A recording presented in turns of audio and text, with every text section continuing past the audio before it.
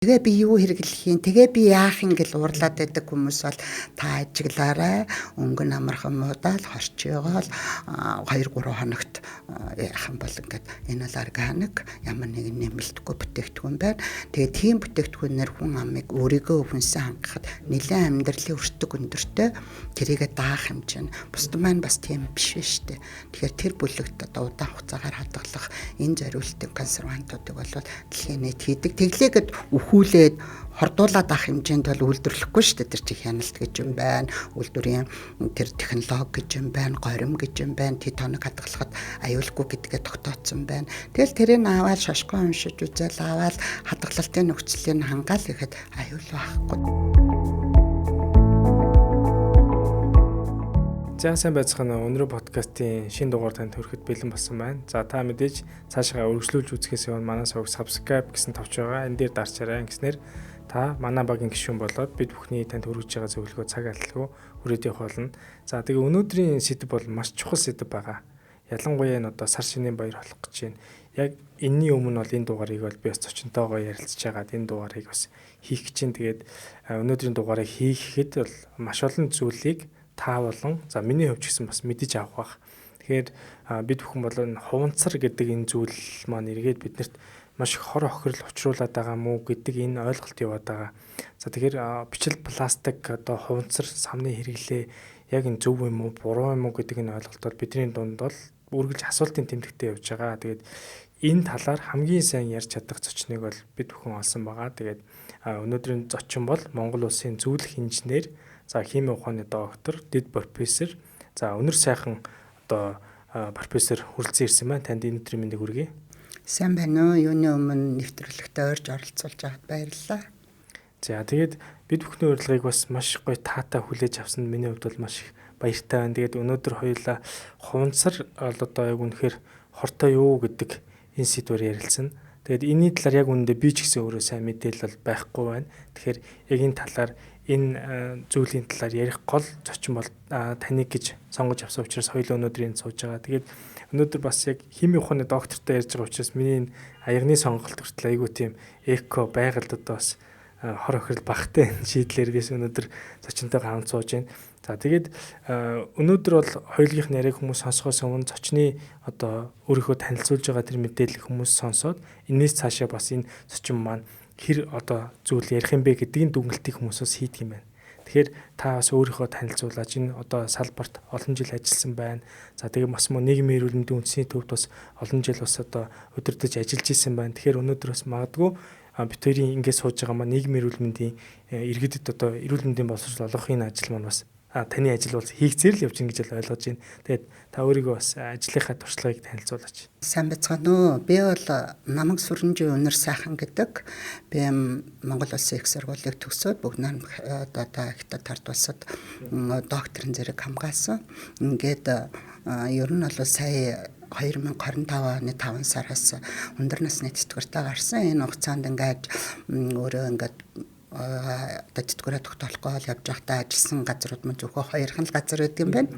Ингээд нэг нь болохоор Хүнсний эрдэм шинжилгээ зураг төслийн институт, одоогийн САМА институт. Тэгээд энэ нийгмийн эрүүл мэндийн хүрээлэн буюу нийгмийн эрүүл мэндийн үндэсний төвд 29 жил, ингээд нийт 34 жил улсад ажилласан. Ингээд энэ хоёр байгууллагаар хүмүүжиж ажлын дадлага, туршлага олж авсан байлаа. Хамгийн сүүлд бол ер нь Эрдэмтэн нарийн бичгийн даргаыг хийж байгаа. Ингээд нийгмийн эрүүл мэндийн үндэсний төвийн захирлаар ажиллаж байгаад ингээд гарсан.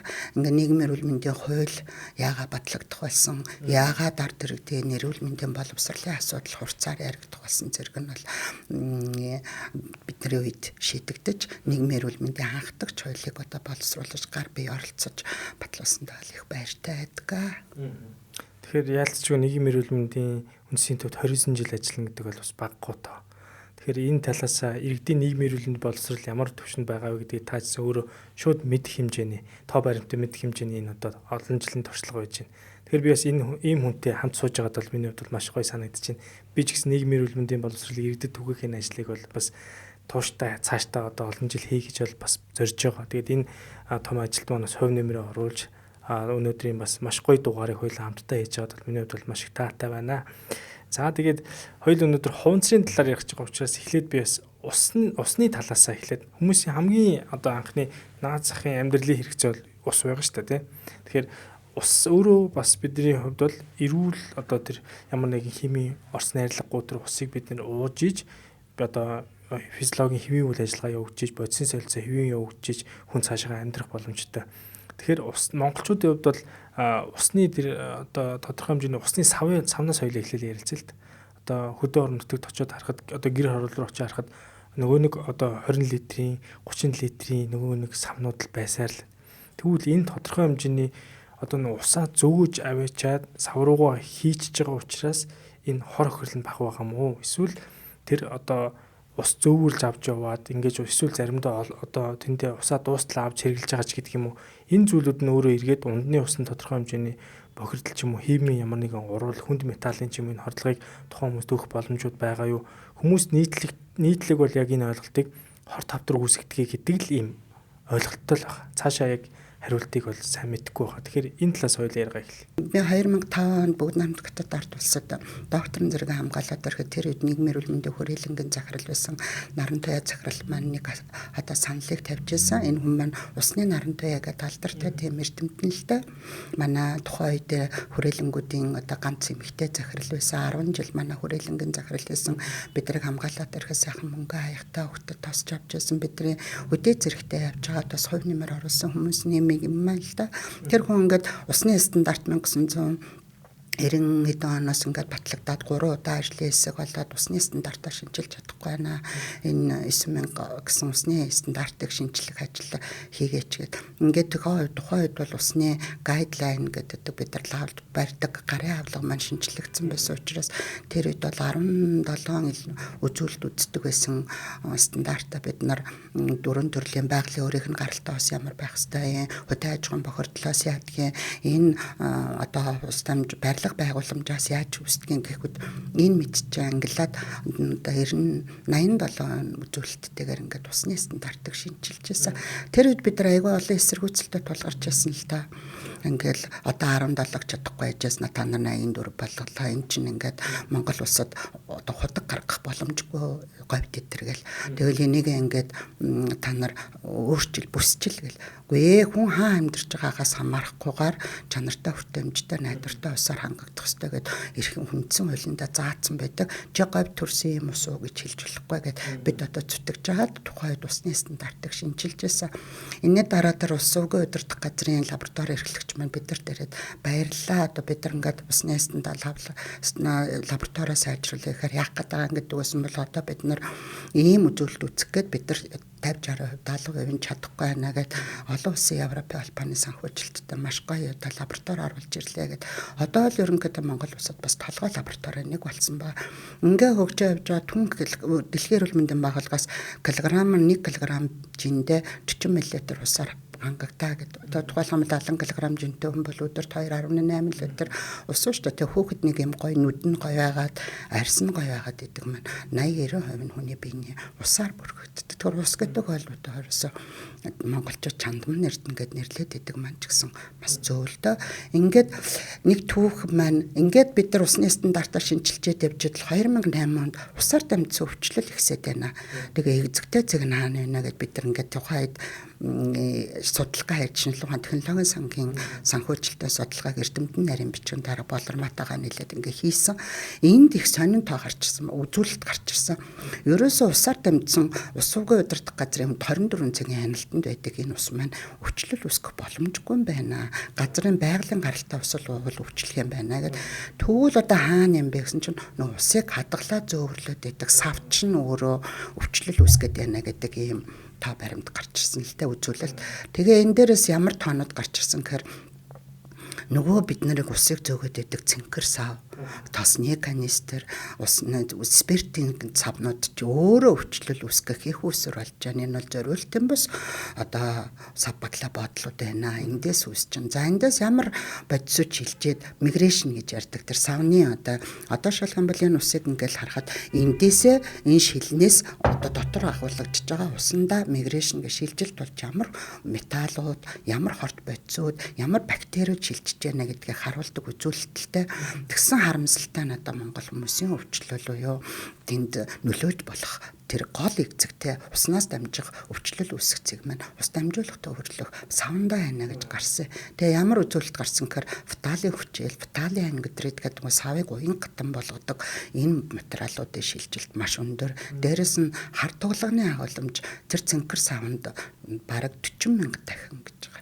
За 4,000 дахин тэр тосны канистр спирт савнуудад 2,900 дахин ингээд өндөр байна гэдэг нь бол харагдсан. Ингээ эндээс улбаатаагаар хүнсний одоо зориултын бас сапаглабадл гэдэг асуудал яригадаад ингээ хөдөө аж ахуйн яамн дээр хүнсний сапаглабадлын стратеги гэж боловсруулад ингээ тухайн үед бид нар бол ажлыг бол эхлүүлж байсан. Эндээс ихсүүлээд энэ хамаагүй ингээл дайралтсан савндаа хийж болохгүй гэд.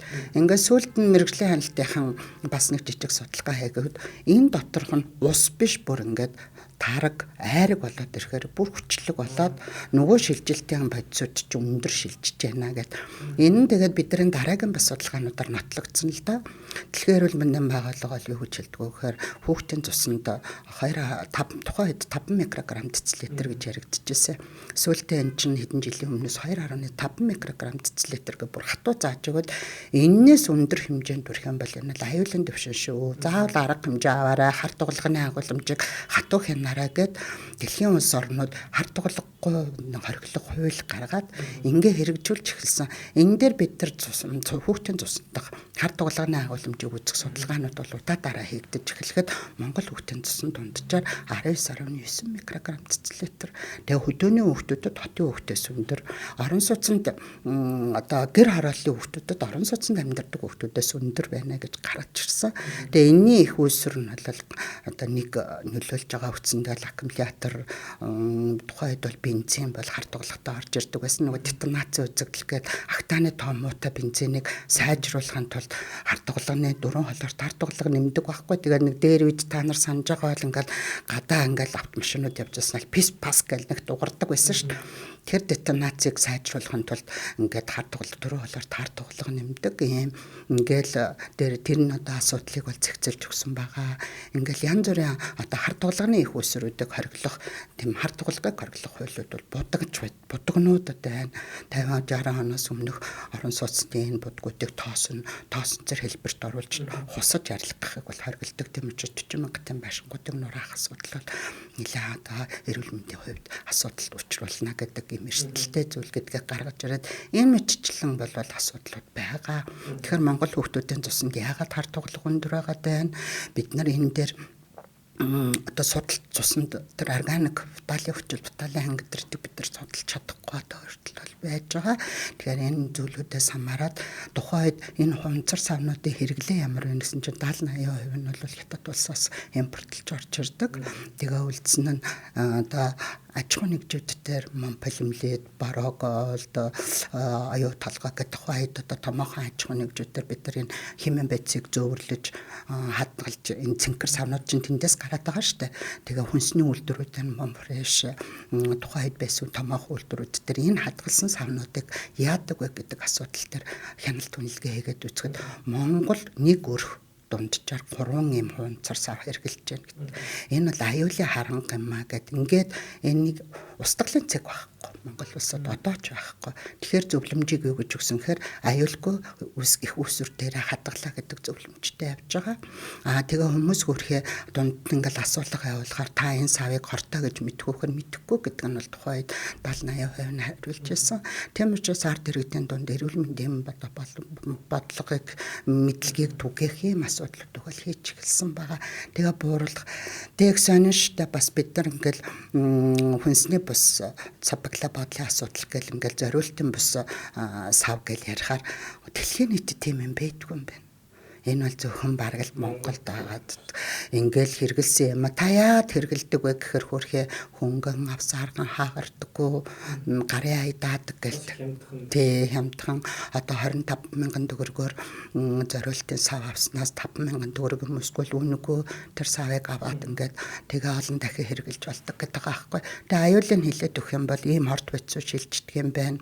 Ингээд тэр одоо ингээд хэлж байгаа юм да бид нар ингээд ямар цав савны ингээл тэр цэнхэр савны доотлог ингээ харах юм бол одоо 1995 онд Унцар үйлдвэрлэгчтэй холбооноос гаргасан энэ ийм найрлагатай ийм сав шүү зориултаар нь хэрэглээрэй гэсэн юм дээр 7 буюу Адр гэдэг одоо энэ дээрс бисфенол А гэдэг нэгдүгээр нэгийн зэрэглэлийн одоо хавдар үсгэгч байдгаа гэдэг тэмдэглэгээ байдаг байхгүй. Уг нь өөрхий одоо дэлхийн нийт чинь энийг битгий хэрэглээрээ, энийг хүнсэндээ хэрэглээрээ гэдээ англиад ингээд өгсөн юмын зориултаар нь хэрэглэхгүй манайхаа ажид зориултын бус зөвхөн тухайн бодисыг хадгалж зөөвөрлөж тавиад устгаараа гэдэг юмыг л хүнсэндээ хэрэглээд байгаа. Ийм л ороо юм бэлээ. Тэгээд энэний асуудлууд бол цэгцрээд нэлээ гарлын түвшинд очиод засгийн газрын хэмжээнд яригдаад хөдөө аж ахуйн яамн дээр ажлын хэсэг банк хороо адэр байгуулагдаад явсан байна. Тэгэхээр одоо бид нар хүүхэд байхын гэхдээ одоо ч гэсэн гэр хорооллоор явахаар ч юм уу хөдөө оронтод бас энэ хэрэглээ бол бас байсаарлага. Энэ тэгэхээр тодорхой хэмжээний ундны ус бол бидний тэр одоо нөөцөөр аваад байгаа ундны их үүсвэр нь өөр ямар нэг аюул байхгүй юм шүү дээ. Тэрийг бидний гэртээ аваач зөөж хэрэглэхдээ л тэр аюулыг л өөрсөндөө бий болгоод байгаа энэ усны 20 канистр, шар канистр, цэнхэр каниструуд дээр асуудал бол байсаарлага юм ба штэ. Тий, одоо энэ юу гэлж байгаа ус дамжуулах төвлөрсөн усан хангамжийн байгууллага гэдэг одоо хангамжтай ихэнх нь байгаа байхгүй одоо худаг хүртлээ ч юм уу орон сууцны карантинасаа гойчтлол бид нар аюулгүй усыг хэрэглэж чадаа тий. Тэгээд зөөрлөд өөртөө 3 хоног, 5 хоног, тэгээ 7 хоног хэрэглэхээр энэний хэмжээ нь өндөр болол тэгээ нөгөөдгөө угаадаггүй, цэвэрлдэггүй, бохирдол тэнд нь үүсээд эндээсээ өвчлүүд үүсгээд аж эрсдэлтэй цэг байна гэдгийг бол тогтоож гаргачихсан л та тухайд. Тэгэд манайхан нөгөө ингээл химэн байцыг нэг бол чихэр шиг нэг бол адмын бомб шиг боддог байхгүй. Тэр чинь дундаж хэмжээ.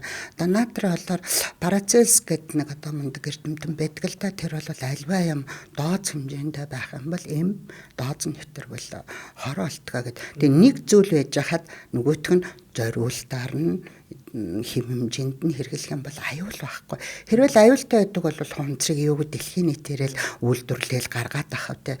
Тэгэхээр манайхан нөгөө зориултаар нь хэрэглэж чадахгүй байгаад л аюул байгаад байгаа байхгүй. Таас хэллээ шүү дээ. Энэ дээр ус зөөвөрлөхөд тодорхой хэмжээний тэр хорд нэглүүд тэнд бол үүсээд байгаа юм ба шүү дээ.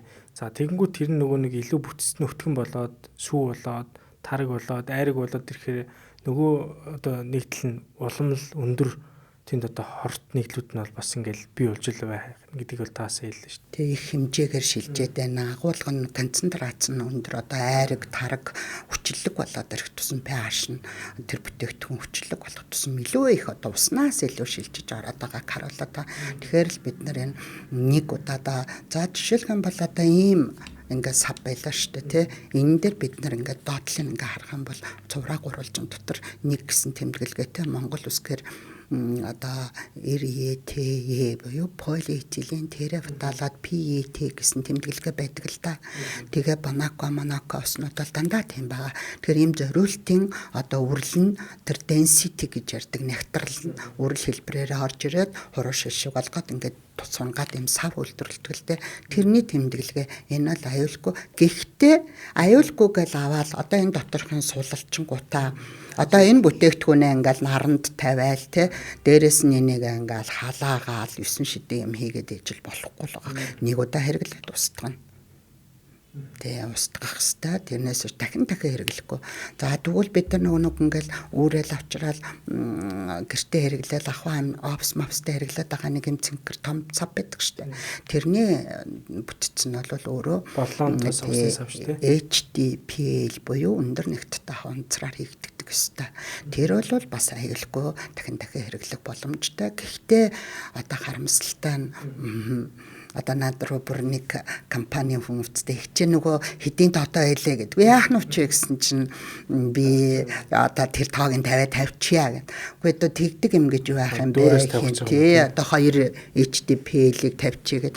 Үгүй одоо яаж байгаа юм бэ тэрийг хянаач гэсэн чинь Монгол нөгөө үрэл хэлбэрээр орж ирэхэд хянж арьяч чаддгүй. Тэгээд хуруу шишиг болохоор тэрний одоо тэрний стандартыг бодоод гаргасан физик техник өрөөлөнтэй хамтраад нэрнгээ флуоресценцийн аргаар долгионы үзээд энэ бол тийм хуванцар байна гэд ингээд хүнсэнд хэрэгжилж болно. Нөгөө HDPL, полиэтилен терафталат, полипропилен байна гэдгийг минь гаргаад ирдэг. Ийм аргачлалууд бол гараад ирсэн хянаж байгаа мэрэгжлийн хяналт дээр ингээд газар нэг хүнсний аюулгүй байдлын үндэсний лавлгаа лабораторид бол энэ аргачлал нэвтрээд хянаж байгаа.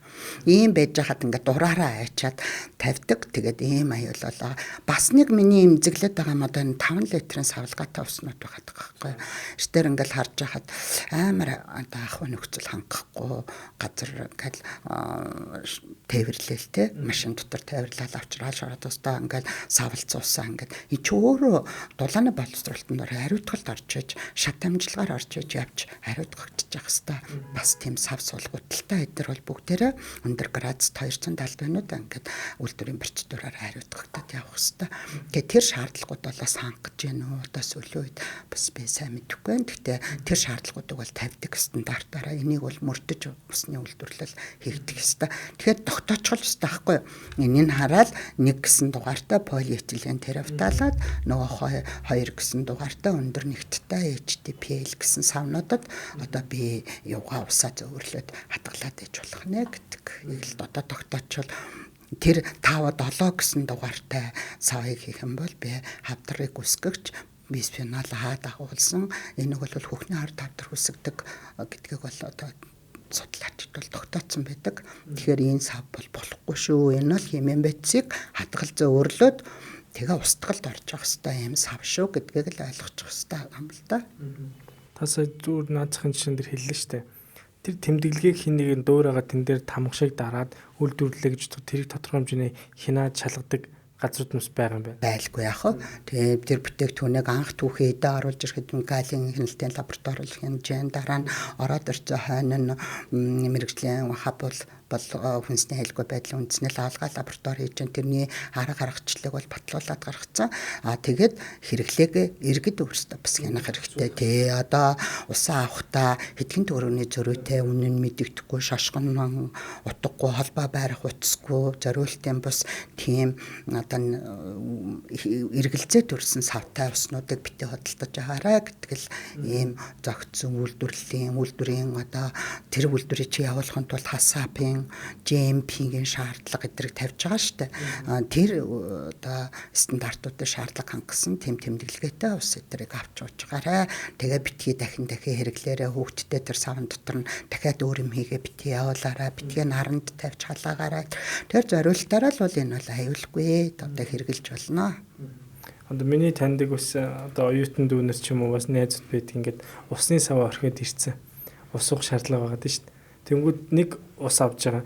Тэнгүүд тэр усныхаа савыг уугаад дуусчихгоодаа тэр савндаа өдөржин усыг гээд уугаад байгаа байхгүй. Энэ тодорхой хэмжээний нөгөө хүн дахиад хор охирол учрах боломжтой юм шүү дээ. Тэгээ чи одоо ингээ усны сав гэдэг рүү ярьлаа те. Тэр чи өөрөө 5 гэсэн дугаартай буюу полипропиленаар хийсэн сав байдаг олон дахин ашиглах зорилттой. Одоо манайхан нөгөө ингээл хайртай хүүхдүүдтэй гэрийнхэндээ богино долгионы пэйжин тэгэл өдөр хоол молыг хийж өгч явуулаад байгаа шүү дээ. Тэрний яраалыг хараараа тэр бол полипропилен буюу Монгол үсгээр RR гэсэн тэмдэглэгээтэй PP гэсэн тэмдэглэгээтэй ийм сав байдаг. Энэ ямар сав юм гэхээр нөгөө богино долгионы 100-д өндөр градуст орохоор аюулгүй энэ дотор нь агуулж байгаа хоолнд нь аюул орохгүй. Манай ханы хэсэг чинь нэг пэйж мэчээ гаргаж хаяа маяа гэж бөө асуудал гарсан шүү дээ. Тэр л айх юм байхгүй шүү дээ. Пэйж чинь бидний амьдралыг маш их хөнгөлж байгаа байхгүй юу?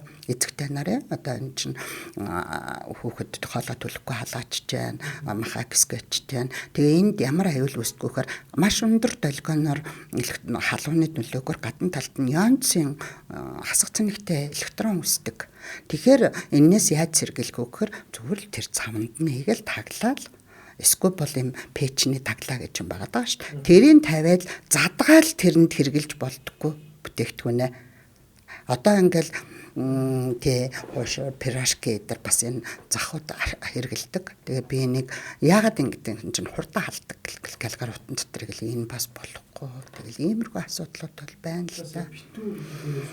Одоо ингээд таглаатай савнууд байдаг шүү дээ. Полипропилен гэдэг. Доотлол нь ингээд одоо энэ бол ингээд харахаар полиэтилен терафталат гэсэн бичгтээ 1 гэсэн тэмдэглэгээтэй хана шүү дээ. Нэг удаа хэрэглээ таяараа гэд. За нөгөө ингээд ус зөөдөг сав маань HDPL буюу 2 гэсэн тэмдэглэгээтэй байдаг. Энэ хоёр бол ингээд зориултаараа хэрэглэнэ. Тэгвэл тэр халаадаг дахин хэрэгэлдэг тэр ус хадгал усны ингээд хүүхдүүд усны сав авч яваад байгаа шүү дээ. Тэр эднэр чинь полипропиленээр хийсэн 5 гэсэн дугаартай. Тэгэх юм бол энэ бол бас аюулгүй гэсэн үг байхгүй. Тэр айхан байхгүй байгаас тэр 7 гэсэн дугаартай, 4 гэсэн дугаартай, 3 полиэстерол эдрээр хийх юм бол энэ бол болохгүй шүү гэж байгаа. 4 номертой дийлэгтэй юунууд дээр дэлгэр утнууд дээр байгаа. Хүнсний шампунь, мампунь, энэ удаан хэрэглэдэг юмнууд дээр хэрэглэгддэг мамбанз гэл одоо янз бүрийн тэмдэглэл бүтээгдэхүүнүүд бол тэр 6 гэдэг дээр хэрэглэдэг. Полиэстерол бол хэрэгсэн бол халаахгүй, байнга хэрэглэхгүй дахиад бас нэг удаа хэрэглээд одоо энэ салат малат дээр савлаад байгаа. Дээрээс нь өндөг савлаад байгаа чинь тэр байхгүй юу? Зөвхөн зориултаар нь хэрэглэчихэд устгалд оруулах. Нэг ийм зориултын юмнууд тэр айхан бол байхгүй л те хэрэгжилж болно. Хэрэглэхтэй тэмдэглэгээтэй тэр тэмдэглэгээтэй савнуудын зориултаар нь хэрэглээрэй гэл. Тэгэхээр манайхан тогтоочих амархан юм байна. Нэг гэсэн дугаартайг нэг удаагийн юм өглөө гараад тэгээ чиний хэлсэн шиг дахин усыг л хэрэглээр бэмжуулаад авахгүй нэ ядаж л энэ чи хеликоптер дамжин тийм ээ стрептокок холооны өвчлөлүүд маш их дамжиж одоо сургуулийн хүүхдүүдэнд байна энэ болохгүй тэгээд нэг удаа хэрэглээл хаяараа 5 гэсэн дугаартайг нь бол дахин хэрэглэж болно. Дулааны боловсруулалтанд орлоо тэгээд таглаатай пэйжэндээ хийгээд юм халаахад аюул байхгүй. Ил задгаа одоо тавган дээр тавиал юма пэйжэнд хийж болохгүй нэ шүү дээ. Таглаатай битүү савн дотор битүү байхаар халах юм уу? Хална. Тэгээд үзээрэй те. Тэгтээ 5 гэсэн дугаартай савн тэгээд таглаад эзэгтэй нар бол одоо хэдийн эзэмшээ сурцсан манайхан. Тэгэхээр өдөр ажил дээр ирэхээр та нар тэгээд тэрэг ингээл пэйжтэй чинь тэгээд сайхан тэр дотор байгаа хоолн дээр чинь ёонцж хасах цанигтай ёон үсэхгүй шүү дээ. Ил байхаар яг болж байгаа лээ. Хасах цанигтай ёон үсэж байгаа. Тэр нь эрүүл мэндэд ямар сөрөг? Одоо ингээл баг одоо би эрүүл мэндийн яамны хор судлалын мэргэжлийн салбар зөвлөлийн нарийн бичгийн даргаыг олон жил хийлээ л дээ. Тэгээд бид нар ингээд ер нь бол энэ хордлого хор гэдэг чинь амаар арьсаар тийм амьсгалын замаар ингээд дамждаг замтай. Тэр дамжиж замыг хаачих юм бол ерөнхийдөө тэгээд дооц хугацаа давтамж гэдэг юмар илэрхийлэгдэж идэг зүйлтэй нэг хэрэглэл өчөхгүй шүү дээ. Тийм ээ тэрний дооц хэмжээ давтамж бие организмын хүлээн авах чадвар бие дархлааны байдал гэдэг ингээд олон юм зүйлүүд бол нөлөөлдөг. Тэгэхээр энэ нэг удаа одоо ингээл нэг янцсан юм мэдээл одоо цацрагийн хүчин тусаал хүчин гэж бол байхгүй шүү дээ. Багаар олон удаагийн давтамжаа бид нар бол нэг архаг хордлого гэж яриад байгаа шүү дээ. Дооц нь өндөр байгаад нэг удаа авах юм бол цочмог хордлого гэдэг. Тэгэхээр тэр юмд өртөхгүйгээр л явах нь чухал байгаа л да. Одоо хүртэл наадах юм бол мэдхгүй л юм байна. Одоо яг энэ сонсож байгаа хүмүүс бол бас мэдхгүй л. Пэйжэн дээр ингээд битүү савнд хийчихэр халахгүй гэж тэрийг бодож байгаа хүмүүс. Хаална. Тэгээд заавал тагийн онгоолгоод одоо манай эмнэлэг дээр ч гэсэн хурж ирж байгаа манай залуучууд пэйжэн дээдлэлт нь савныхаа таглагыг аваад ил явж байгаа. Тэр савны хална гэж болгож. Савны чинь таглаан дээр нандаа нөгөө юу гаргах нүхтэй байгаа. Тэрийг ингээл нүхэнд нь тавьчихна. Дотор нь уур боловсрол уур гарах юм бол тэрүүгээр дулаанаа зохицуул. Өндөг мөндөгийг бол битүү савнд болохгүй шүү дээ, бууддаг. Харт туглагын цаасанд бол болтгоо бас пэйж болоо. Энэ мэтчлэн нөгөө одоо энэ хэрэглээгийнх нь зориултын дагуу зориултаар нь хэрэглэх юм бол айх аюулгүй л гэдгийг л уг нь бас манайхан мэдэх хэрэгтэй. Гэтэ хэрэгжилж болдог гэд хамаагүй бүгдээ энийг ч ингээл халаагаад л дахин хэрэглээд л нөгөө юмаа ингээд таггүй саглаагүй хэрэглээд ээж л болохгүй болж л таарч байгаа. Адилхан хуванцар савм чинь усны цэнхэр канистр яавал гэж болохгүй. Төрөн чивтэр дурдаад өнгөрсөн тэр нөгөө хар дуглагын агуулмж өндөр болоод энэ их аюултай хүчин л доо. Хар дуглага ингээд хүний хүүхдээ IQ-д нөлөөлдөг, сэтгэн бодох чадварт нөлөөлдөг учраас Америк гэдэрт бол бүр орхигдсон хотууд гэдээ бүр байдаг. Тэрний яаж байгаа гэхээр 50-60 оноос өмнө будсан будагнуудтай барилгуудыг хусах юм бол тоосон цортой нэгдэж хар дуглага хордуулах аюултай байдаг. Зүгээр байж захтаа бол аюул авахгүй шүү дээ. Тэр чинь жижиг ширхэглэгтэй болоод ирэхээр тоосон цор хэлбэрт орохоор тэгэхээр энийг ингээ хусахгүйгээр нураах боломжгүй учраас ингээд орхигддог. Тэр хүүхдийн цустай хар дуглагыг бүр ингээд маш хяндаг. Тэгээд манайх бол одоо харамсалтай.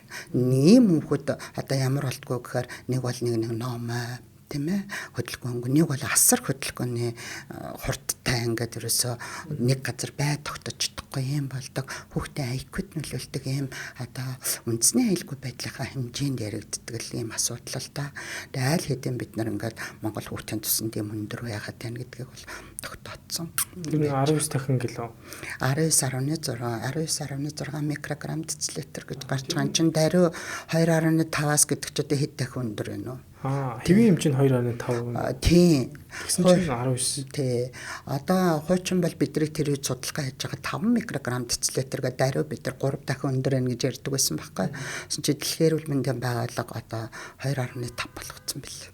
Тэгэхээр чин ингээ бүр амар хатуу хяналтанд оруулаад хар дугалганы хууль боловсруулад хар дугалгатай одоо бензинийг бол бүгд хорж эхэллээ. Хар дугалгатай юуг бодогч өдсүүдийг бодогнуудыг одоо ингээд хорж эхэллээ тий. Тэгээ ингэж асуудал хар тулга өөрөө байгалийн фон өндөртэй л доо зөвхөн цуснд нь индикатор олгож хэмжээдэг үзчихэдэг ийм лабораториуд бол Монголд их байгаа шүү дээ. Манай нийгмийн эрүүл мэндийн үндэсний төв бол хар тулга мөнгө усыг биологийн дэжинд үздэг одоо ийм хяналтын референс лаборатори байгаа.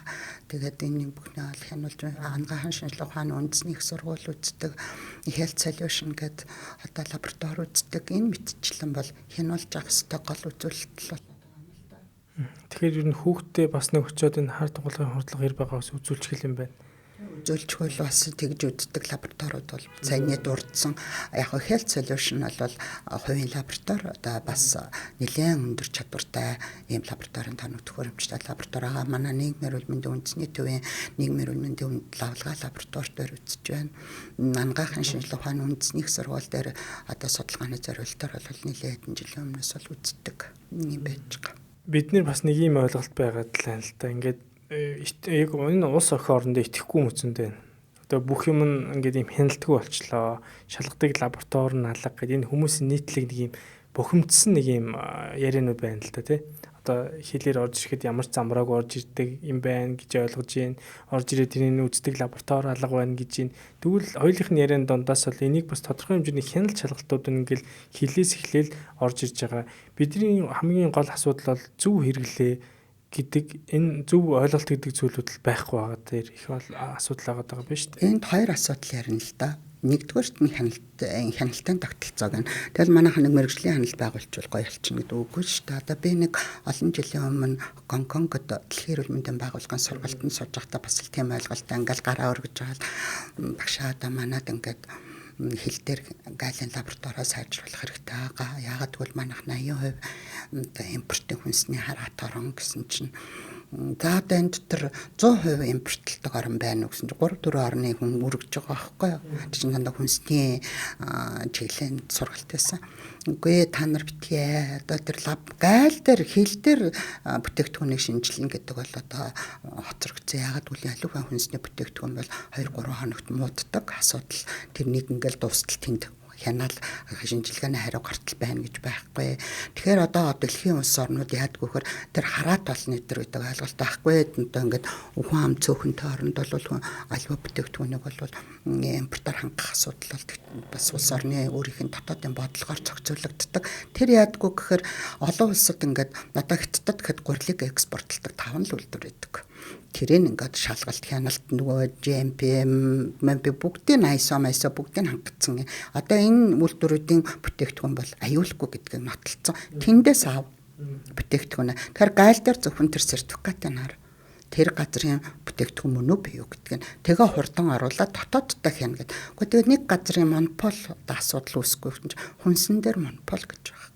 Хэрвээ тэр бүтээгдэхүүнийг экспортлох гэж байгаа бол тухайн орондоо хэрэглэгдээд 3 жил болсон бусад оронд хийгээд аюулгүй байдал нь батлагдсан үйлдвэрлэл нь аюулгүй төвшнийг хасаапын шаардлага хангацсан GMP ийм газраас авч байгаа нь бол тэр орны бодлого тэрийг бодлогоор зохицуулна. Дотооддоо хурамч бүтээдэг бүтээгдэхүүнээ сэргийлэх, муутгаас нь сэргийлэх энэ асуудлуудаа хийгээд дотоодынхоо хяналтыг сайжруулах нь зөв юм а гэдэг асуудлыг бол багш нар энийг бол олон уран хэрэгжүүлж байгаа гэж ярьж байсан. Би бас одоо таад энэ бол бас зөв юм байна. Цөөхөн хамтаа оронд бол хэрэгжүүлж болмоор юм байна гэж бодож байгаа.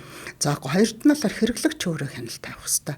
Манайхан ингээл нэг юм хэлэхээр одоо жишээлх юм бол олон жилийн өмнө цагаан будаанд хар туглаг кадм илэрчсэн. Тэгэл энэ нь бол нөгөө хидрогеном CH3 гэдэг органик мөнгө усыг нөгөө гербицид толгойд ингээд усан дор тарьдаг учраас шавжийг устгахын тулд хэрэглэтгэлтэй хэрэглэхгүй гэдэг яахын дэлхийн энэ олон өсөж байгаа 8 тэрбум хүн чинь хоол хүнсээр хангах асуудал бас байна шүү дээ. Тэгэхээр энэ дээрээ яадгүй гэхээр тэрийг зохицуулаад энэ бол гэдэг. Тэгэхээр хяналтаа тавьдаг, стандарттай заачдаг. Адаас юу Япон солонгос өдр бол одоо энэ 0 байхыг шаарддаг. Хятадд тийм заалт байхгүй, манад байхгүй ч ороод ирцэн. Тэгээ одоо яах вэ гэл ингээл асуудал. Эн чинь өөрөө органик мөнгө усны хордлого бол өөр аюултай зүйл байдаг. Тэгэхээр бид нар энэ дээр угаахад холоор органик пестицид бол өөрөө 50-80% харилдаг. Чанахад фосфор органик нэгдэл бол бас мөн 60-80% харилдаг. Тийм учраас сайн угаах, будаг, буцалгаж хэрэглэх, жимсгэн нэгдэг ийм асуудлуудыг тавь. Тэгэхээр хэрэглэгчийн бас өөрийнх нь эрүүл мэндийн боловсролын асуудал, мэдээллийн асуудал байдаг. Тэгэхээр одоо нэгэнд өөрийнхөө ам руу орж байгаа өөр хүүхдэд хайртай гэр бүлийнхэндээ зориулж байгаа юм зүйлээ авахтаа хэрэглэхтэй угаагаад цэвэрлээд манайхан тэр хүнсний ногоомоог жимсгэн нэг бол угаан гэдгийг гурилддаг л та. Тэгэл нэг юм ярихаар л чи тэгвэл хориглохгүй яасан тэрийгээ тэр улсын бодлого олохгүй яасан хянахгүй яасан гэдэг тийм. Үгүй чи өөрийнхөө 5 амбал 3 амбалтай гэр бүлийн юмыг хянаад гэртээ зохицуулалт хийж чадахгүй. Бид бол хүнсний хангамжийн асуудал, аюулгүй байдлын асуудал дээр дандаа төр оролцоол юм хийнэ гэж байгаа. Хянах юм хийнэ том бодлогоороо тэгээд энэ хэрэглэгч өөрөө эрүүл мэндийн боловсролтой шошго уншдаг байх хэрэгтэй. Шошгыг хараад хуурамч юм уу үгүй мүү гэдгээ бас ялган таньдаг байх хэрэгтэй. Энэ найрлагатай энд орсон найрлаганд нь орсон бүтээгдэхүүн надаа ямар аюул учруулах вэ гэдгийг мэддэг байх хэрэгтэй. Сонголтоо зөв хийдэг ийм боловсролоор оруулна. Ер нь бол юу л да ингээд хоёлоо хунцар ярьж байна. Хүнсэн дээр зүйл үед яригдж байгаа. Ер нь бол байгалийн гаралтай юм гэдэг бол өөрөө аюул багтай гэж ярьдаг. Тэ синтетик үйлдвэрлэлийн гаралтай юмуд бол ялгаагүй аюул учруулах аюулын зүйл байдаг. Тэгэхээр энэ полимер гэдэг чинь өөрөө синтетик аргаар үйлдвэрийн аргаар гаргаад авсан өндөр молекулт нэгдэл байхгүй юу. Тэгэхээр энэ бол ямар нэгэн байдлаар аюултай зүйл нь аюултай талтай аюулын эрсдлийг багасгаад өөрөө эрсдлээ багасгаж хэрэглэх нь бол зориултаар нь хэрэглэхэ гэдэг л асуудлууд яригдаад байгаа. Хунцраа ярьж байгаа тийм. За тэгвэл бас одоо нэг зүйлийг яриад тэгээд дараа нь илүү хүмүүсийн амьдралын хэмээгтэй жишээ рүү орё гэж бодож байна.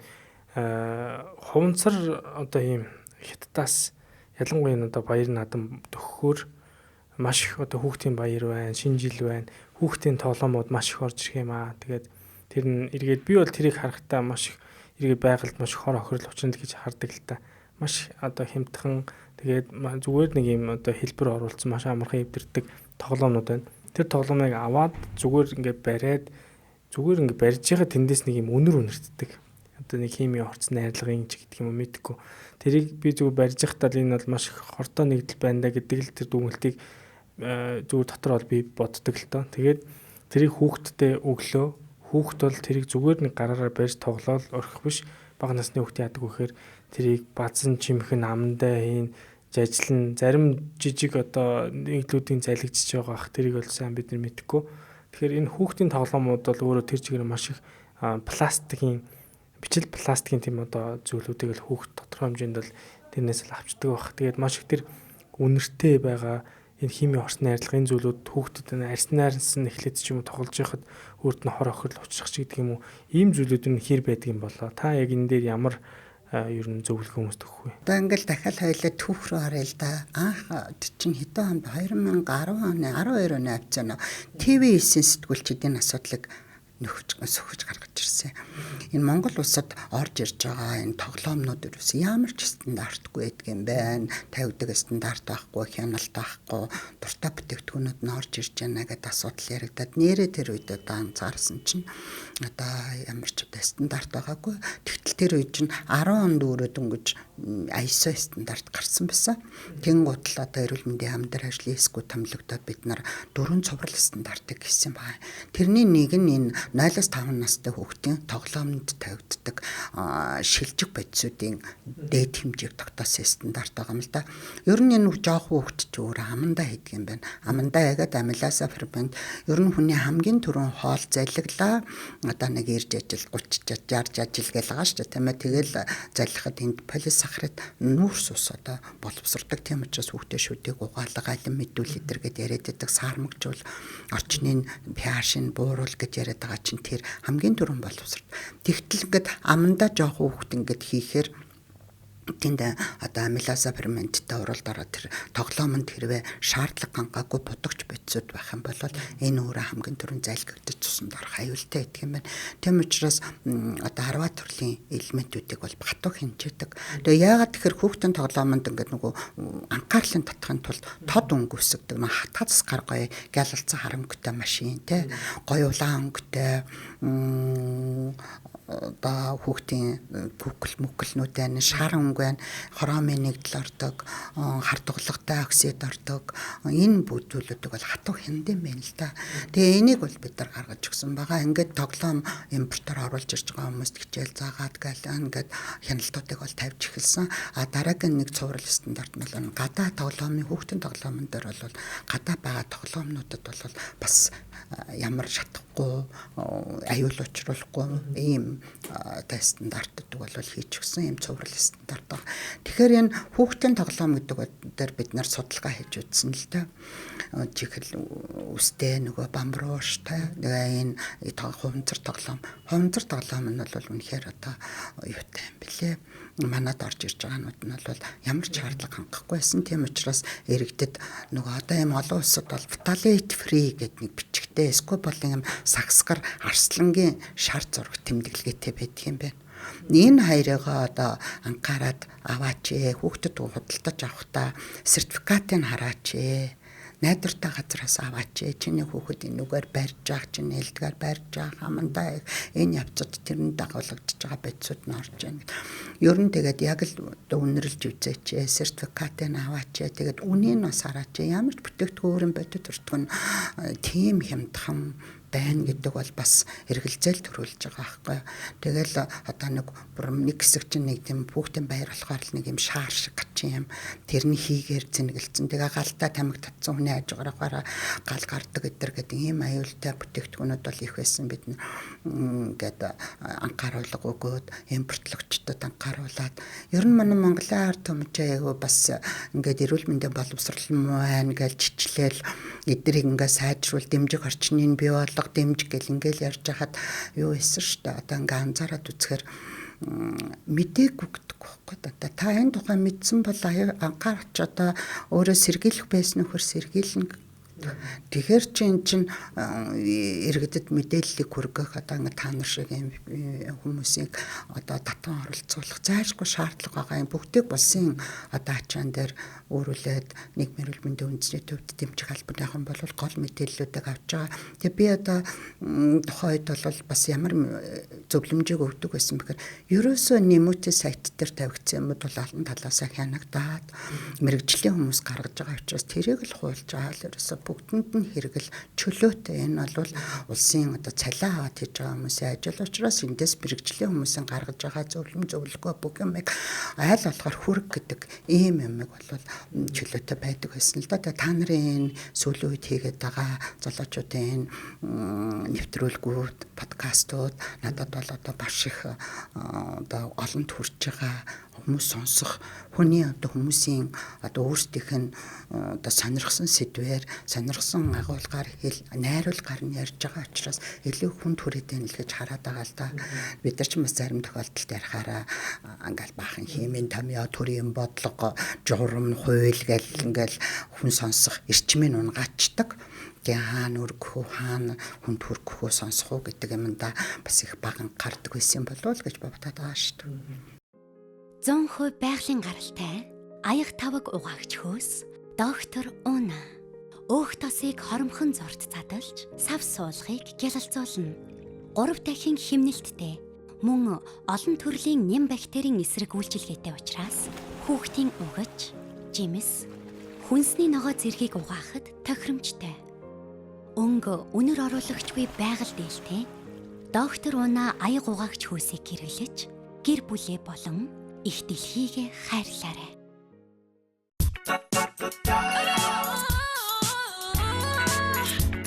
Эрч хүчтэй эрүүл амьдрах бидний сонголт. Хаалгай шампунь.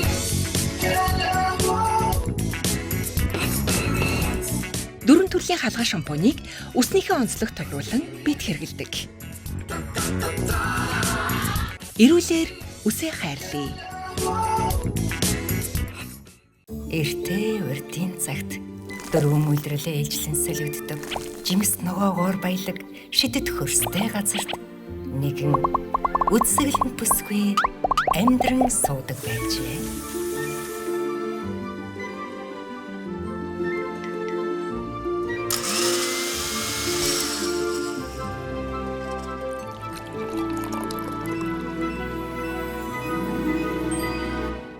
Жимс ногооны амьд хүч.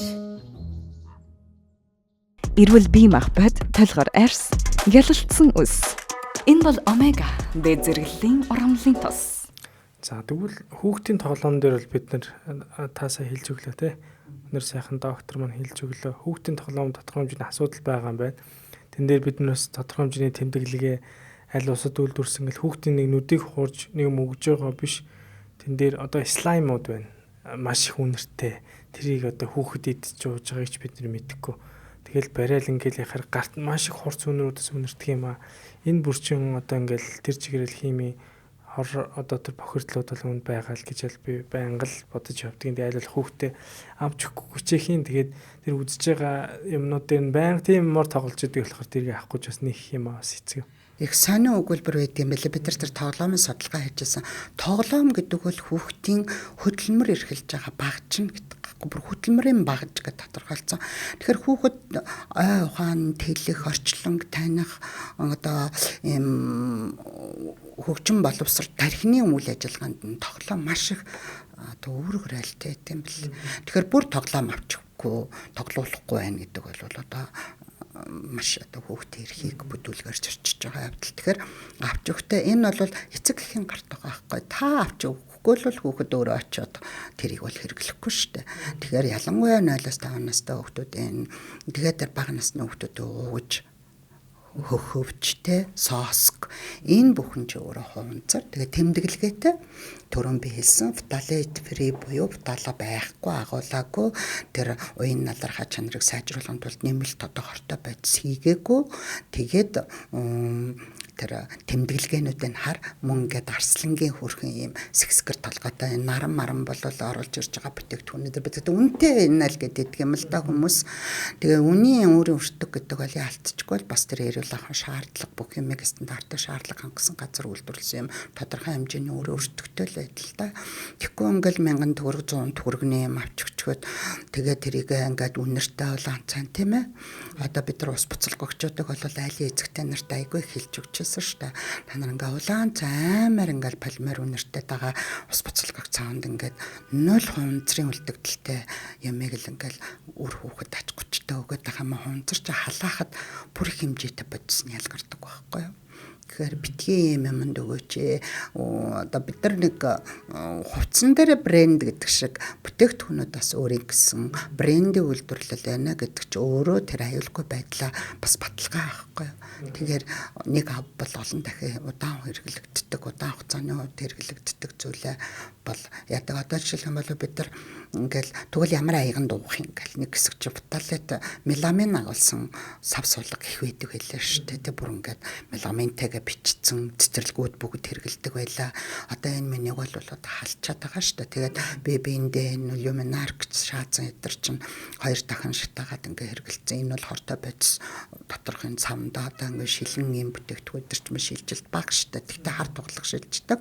Манайхны нөгөө алмаз нөгөө кристалл болор молор чинь бол хар дуглагныхаа агуулмжаар үнэлэгддэг шүү дээ.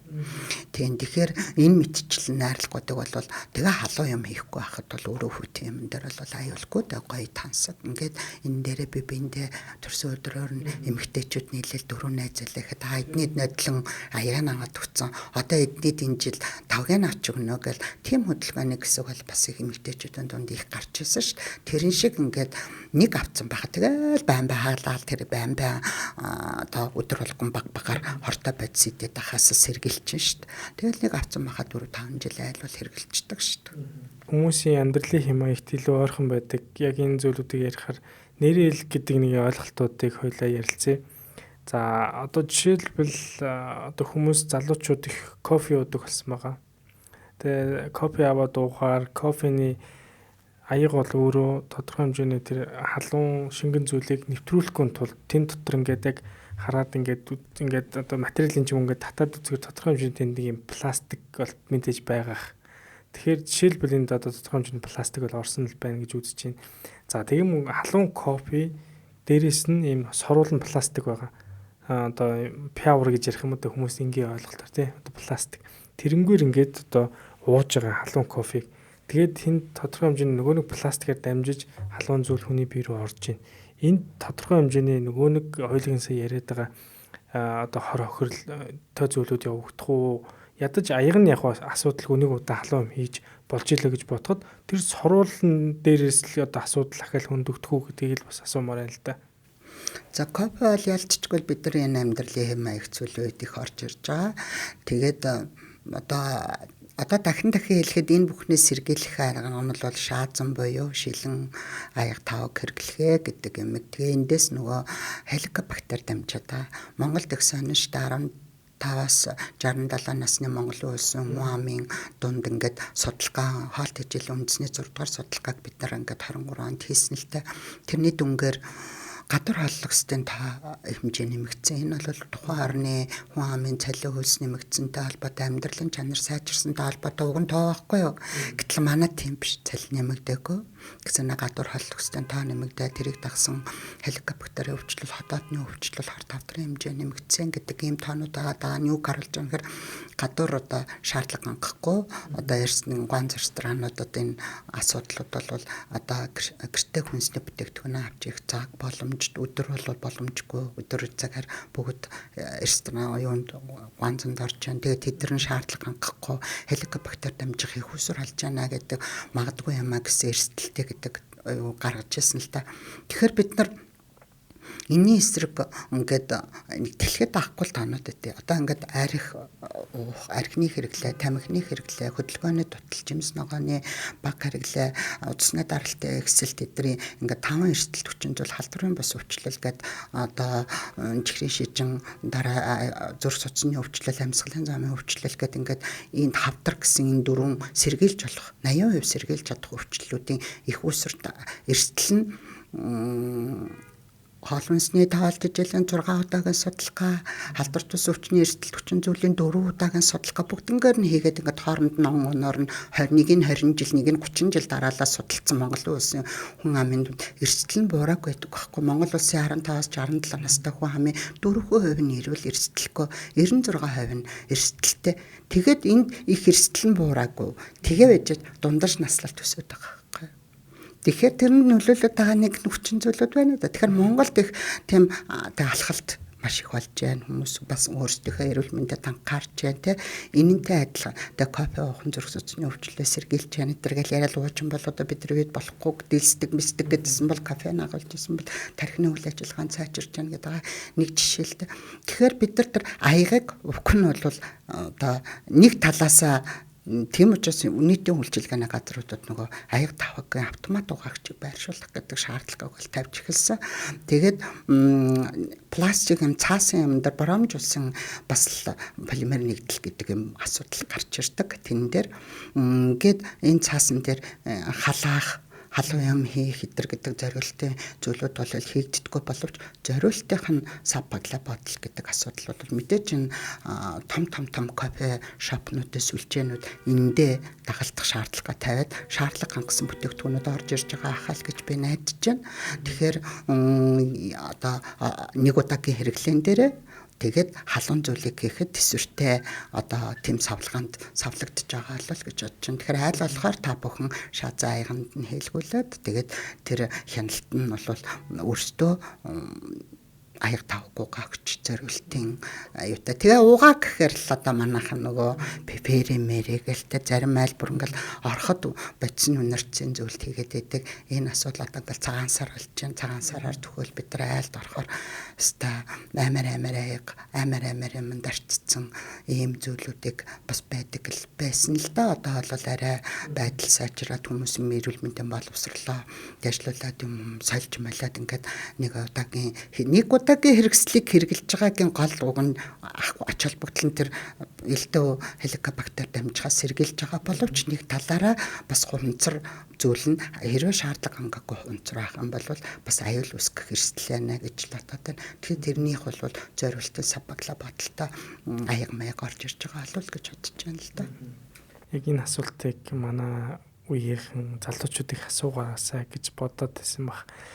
Ер нь л биш тэ нэгэд дээр үеэсээ нэг өөрийнхөө аягтай явдаг, өөрийнхөө аяганд хийдэг тэрийг л одоо хэрэгжүүлчих юм бол бид нар бас болох гэдэг. Гэтэл хин одоо аяг аваад явж идэх нөгөөхөө харчид цэвэрлэх гэл те. Тэгэл ийм асуудлууд байгаа. Тэгээ шилэн аяганд юм уу, шааз аяганд дуугараа. Нийтийн газар бол одоо нэг удаагийнх нь уг нь илүү.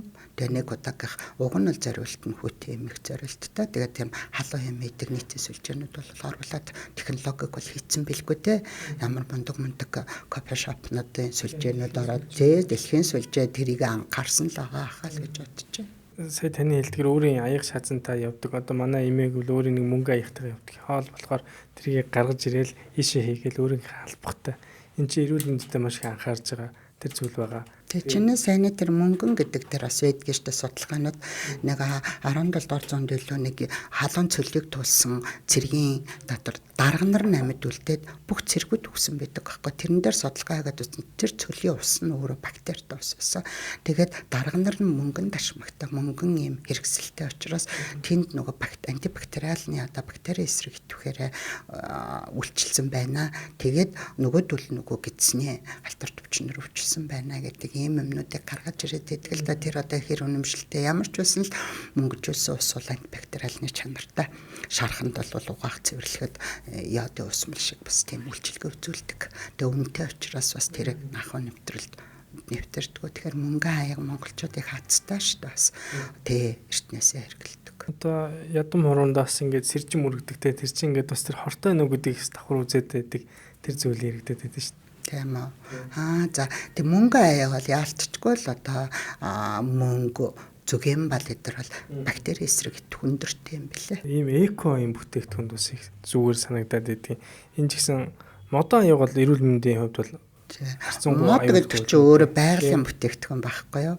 Тэгэхээр бас одоо байгалаасаа гаралтай бүтээгдэхүүн хүнсний бүтээгдэхүүнийг их хөвчлээ хэрэглээ, синтетик хэлсэнжихэр мэхэр энэ зүйлүүдэд хориглоо гэдэг байгаа штэ.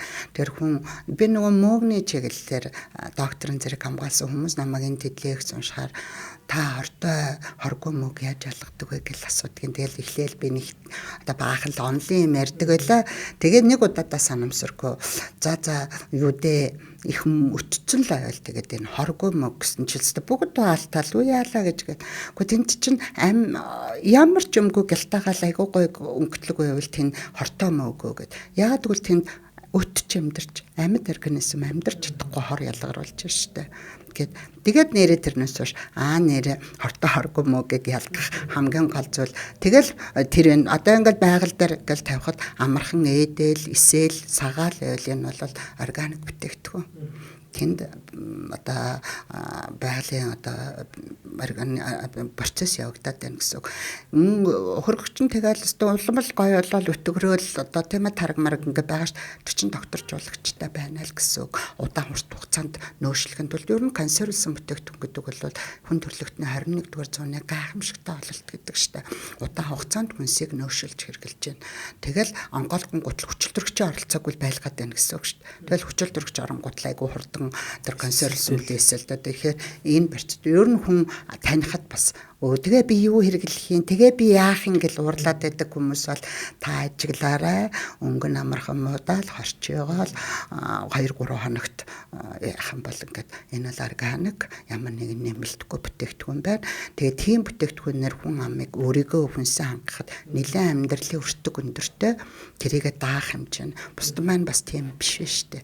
Тэгэхээр тэр бүлэгт одоо удаан хугацаагаар хадгалах энэ зориултын консервантуудыг бол дэлхийн нийт хийдэг. Тэглээгээд өхүүлээд хордуулаад авах хэмжээнд бол үйлдвэрлэхгүй шүү дээ. Тэр чих хяналт гэж юм байна. Үйлдвэрийн тэр технологи гэж юм байна. Горим гэж юм байна. Тэд тоног хадгалахад аюулгүй гэдгээ тогтооцсон байна. Тэгэл тэрийг аваад шошгоо уншиж үзэл аваад хадгалалтын нөхцөлийг хангаал гэхэд аюул байхгүй. Та тэрийг идээд л шууд үхээд л өрөөл татуу болоод л мэдрэл мутаа болоод тэнэж байхгүй.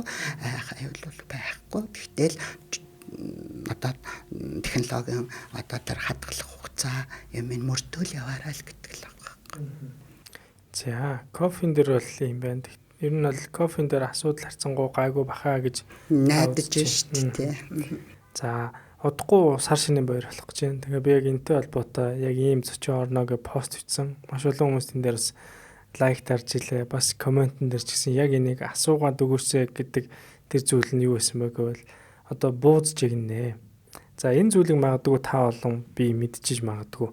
Тэнгүүд таны очдог хид хідэн айлууд, миний очдог хид хідэн айлууд энийг мөрдөхгүй байх юм бол яг эрүүл мэндийн асуудлуудыг бид энд ингээд өөрөө 1000 сахиад бас асуудалтай байх.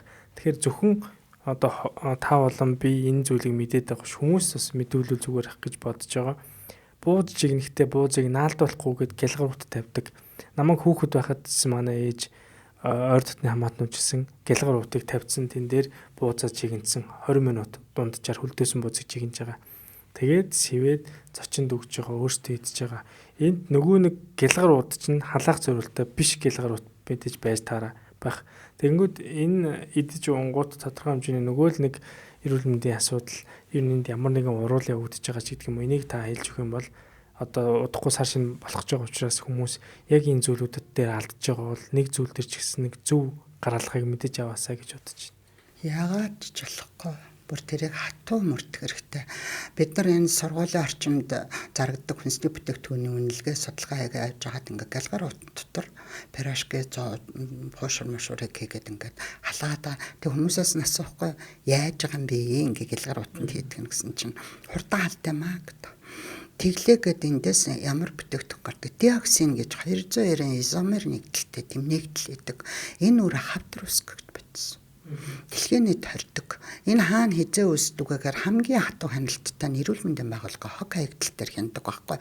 290 градус хүргэхгүйгээр 200 градус хүргэхгүйгээр шууд 800 хүртэл шатаадаг гэм технологиуд гэдэг. Тэгээ буцаад үнс болоод хөрөхтөө буцаад бас яг тэр 200 дээр очиод тэр диоксин ялгардаг. Энэ байгаль орчинд хортой тэр үнсэнд хараад энэ хавдар үүсгэгч ийм эрсдэлтэй учраас энийг бол ингээд хатуу хоригдж идэг. Тэгээ эрүүл мэндийн байгууллага хаягдлыг дахин ашиглах гэдэг асуудал ерөөсөө яригддаггүй. Шатаах асуудал нарийн хяналтанд ор ингээ явагддаг л та. Тэрнтэй яг адилхан гялгар утны аюул гэдэг зүйл. Нэг хэсэг бид нар гялгар утыг хоригдсан чинь нийтдээ нэг 0.4 мм зузаатай гэдэг юмнаас ихгүйг нь хүнсний зориултын гялгар утыг үлдээгээл бусдыг хоригдлохгүй нөгөө аим цэнхэр мэнхэр шар марыг чинь тэгсэн чинь нөгөө цаасан утнууд нь 500 төгрөгөөр гараад нөгөөдөл нь 100 төгрөг байгаад ингээд хэрэгжиж чадаагүй. Тийм үнэтэй мөндхийн аваачиж юу хүү те. Ер нь л хөгцсөн орны цаасан утнуудыг хэрэглээд айлдээ хөвшсөн шүү дээ. Манайд л ингээл галгар утны асуудал зуралдаа л байдаг. Энэ галгар ут ч өөрөө байгальд шимгэгдэхгүй 100 жил болдог, хөрсөнд шингэдэггүй, хог хаягдал болдог ийм л асуудал. Тэгээ дээрэс нь нөгөө хамгийн бахир та боддоо ариутгадаг байхгүй. Тэр бол тэгээ хажаа тэр хүнсний гэлгар утанд ингээд халаагаад за яг хуу сүүлийн үед нөгөө салгаад тэргэлдэг хүнсний утнууд гарч ирсэн л дээ. Тэгсэн чинь энэ бол өндөр градустай болохгүй. Хүнсний скотч гэж яриад байгаа. Тэр чинь бас ялгаагүй юм шүү дээ. Тэр бол зүгээр хүүтэн нөхцөл дөө халааж өрөөсө болтгүй л ийм бүтээгдэхүүнүүд байгаа. Тэгэхээр бид нар жигнүүрэн дээрээ гялгарууд тавина гэдэг ийм аюултай ойлголт бодлогыг бол бүрэн хариглаарай. Тэгээ яах юм бэ гэдэг. За тэгвэл ингээд яраалын тосонд дүрээ тавиад байгаа. Энд чинь нөгөө калори нэмэгдүүлэн тийм ээ. Тэр тос алга болохгүй шүү дээ өндөр градус. За тэгэхээр тэгвэл яах юм бэ гэд би нэг айлд 3 бууз гээл нэг калори нодлонгийн цагаасаар бөө нийтэн болчихсон. Энэ жилдээ эрүүлж индэ гээд нөгөө нэм аян хийгээл тэрэн дээрээ ярьцсан. Тэр гэдэг шиг бид нар нэг калори танах хэрэглэх байгаа юм л да. Тэгэхээр тэр одоо тосон дүрээд байх нь бас тийм ч тохиромжтой биш. Тэгтээ гэлгар утнаас арай л дээр байх. За тэгээ бас л тосны агуулмжийг өндөрсгөн. Тэгвэл яах юм бэ гэдэг нь байцаа дэвсэж जैन тийм ээ. Тэгээ эсвэл бол зориултын наалддаггүй одоо найрлагатай гангийн найрлагт тэр жигнүүрүүдийг авч хэрэглэх. Тийм байлаа. Манайх тийм жигнүүрийн жил авч хэрэглэсэн. Тийм асуудлууд байгаад тэгээд одоо зориултын цааснууд гарсан штэ. Тэгээд тэр эднэрийг тавих эдэр гэд ийм аргууд бол бууз дуртай ард түмэнд тэгээд хэрэгэлдэг. Болоо бууза бойл гэдэг бол одоо тийм тэнэг мунхаг одоо зүйл бол байхгүй хийдэлгүй яхав сайхан эдэн тэгээд ийм аргууд бол зөндөө гарсан учраас за ямар ч байсан л гэлгарууд дэвсэж болохгүй гэдэг амиг л бүгдээрээ нэгдүгээр тэр гэлгарууд чинь заваан бохир ариутгалд ороогүй байгаа. Хоёрдугаарт тэрийг одоо тэр өндөр градуст ингээд 1400 2000 тэр зарим билетэгнүүд чи хүндэр халж байгаа шүү дээ.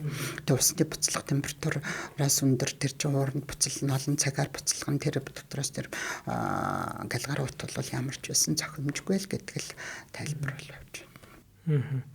За тэгэхээр энэ талын мэдээллийг хэрвээ та мэдэж авсан бол энийг бас яг хамаатны андынхаа хүмүүст бас харуулаарай. Тэр хүмүүс магадгүй ойлгохгүй байгаа бол тэр жигнүүрэн дээр ямар процесс явагдаж байгааг яг сая хими ухааны доктор маань маш гоё одоо ойлгомжтойгоор хэлж өглөө. Яг ингэж хэлээд өгч хүн яг үүндээ байхгүй байсан учраас өнөөдрийн зочин маань энэ одоо зочин хамаар сууж байгаа.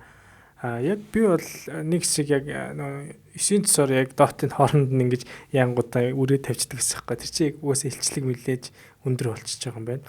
Тэгээ сүүлийн үед яг таны сая хэлдгээр байцаа их гоё юм бэлээ. Доор нь дэвшээд ингээд идчихээр дараа нэг ногоогоо давхар махтайгаа идчихээр зөгцлөн ч гэсэн аягүй гоё шингээлтэн ч гэсэн их гоё болж өгдөг. Байцааныхаа навчийг сайхан угаагаал тавьчин тэ. Тэгээ байцаатайгаа холиод идсэн ч болно. За байцаагаа хайцсан ч одоо яах вэ бас тэгээ байцаандаа доошо тосн бас шингэн тэ. Тэгээд за ерөөсөө л энэ ойлголч үдэ манайхаа. Тэгээд би тэг өнөөдөр бас яг ямар зочинтой ярилцахаас хамаарат яг тэр уур амьсгалыг өөртөө би бас бий болгоод юм байна гэдгийг өнөөдөр анзаарлаа л да. Тэгээ би өнөөдөр Монгол поэмлэг дээр би бас сурж байгаа.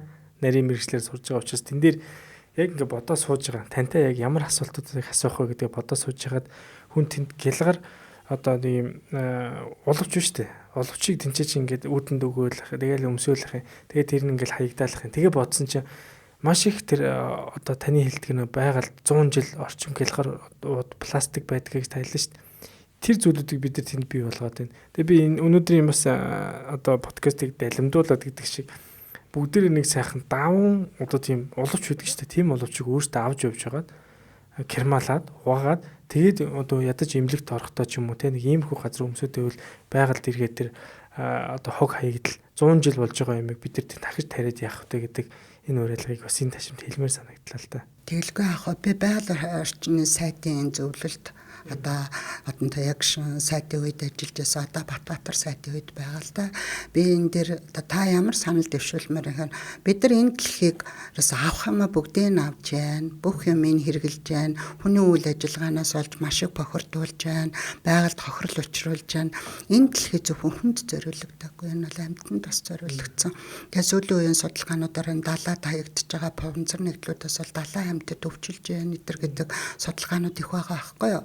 Тэгэхээр энэ бид нар энэ дэлхийд чинь зөвхөн бидэн зориулаад өөрсдөө дуусгаад ингээд бүх юмыг эдэлж хэрэглээд энэ ертөнцөөс явах нь тиймж бас их зохистой зүйл биш. Тэгэхээр амьтан зориулсан энэ асуудал дээр бид нар тэгэхээр чинь Европ гэдэг чинь анх төрүүлээд амьтан зориулсан хуулиуд нь бол гарчаа дараа нь хүндээ гарч ирсэн учраас тэд нар тэр амьтныг хайрлах, энэрх бүх юмнууд нь хуулиар шийдэгдэх. Манайх чинь эхлээд хүндээ байхгүй. Тэгэхээр одоо араас нь бидэнд амьтны юм байхгүй. Ийм байж байгаа тийм тохиолдолд яг энэ байгалыг хэвээр нь унгам төрхөөр нь юм уу ядаж цэвэрлэл ашиглаа гэхэд байгаль орчны нөхөн сэргээлтийг зохих ясанд нь хийж ин өөр очтой үлдээх асуудал байгаа л да. Тэгээ юунд одоо бид нар ингээл энэ хомцор галгар утны асуудлуудыг бол үнэхээр л одоо балимаар л байгаа. Үнэхээр одоо хэцүү.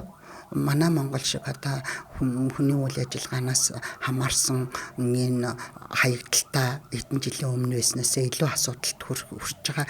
Одоо энэ дэлхийн нийтүүд чинь ингээл эхлээл хатуу хаг хаягдал гэж ярьж яснаа шингэн хаг хаягдлын асуудлыг яах вэ гэж ясна. Би тэгээ электрон хаг хаягдал, USD хаягдал асуудал гэж ясна.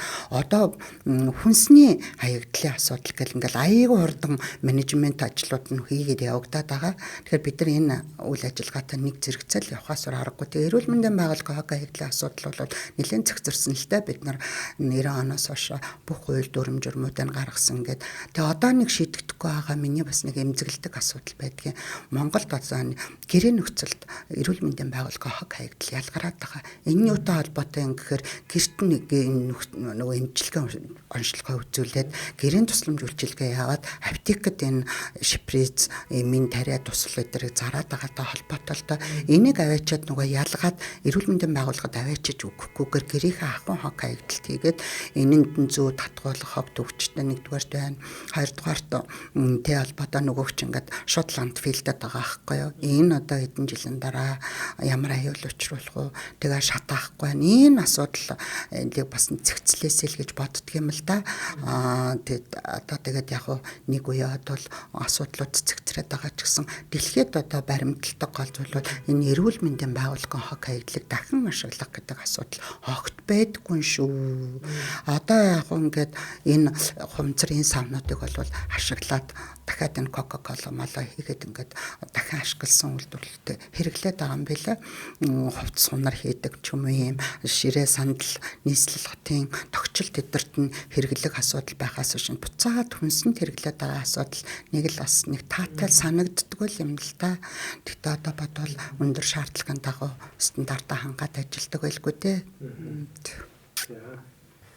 Ер нь бол яг энэ ойлголтуудыг манайх ойлгоод авчих хэрэгтэй. Тэгтээ сүүлийн үеийн залуучууд Z үеийнхэн дүүнер маань их гоё өөрчлөгдөж байгаа гэж найдаж байгаа.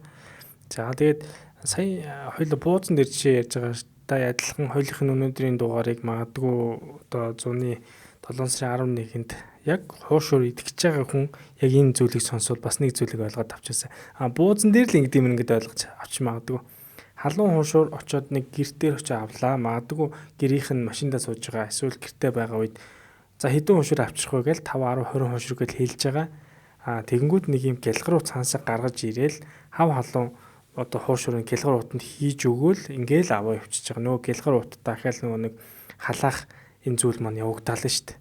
Энийг мэдгүй ахаал хэрглэж байгаа. Энэ дээр яг сайн бууцтай адилхан л процесс явагдаж байгаа юу? Тийм цаасан уутыг бол сүүлийн үед их хэрэгэлдэг болсон байлаа. Наадмын талбайгаар явал хуушаараа эдэн гэл бид нар чинь бас нэг брэнд ажил шүү дээ тий.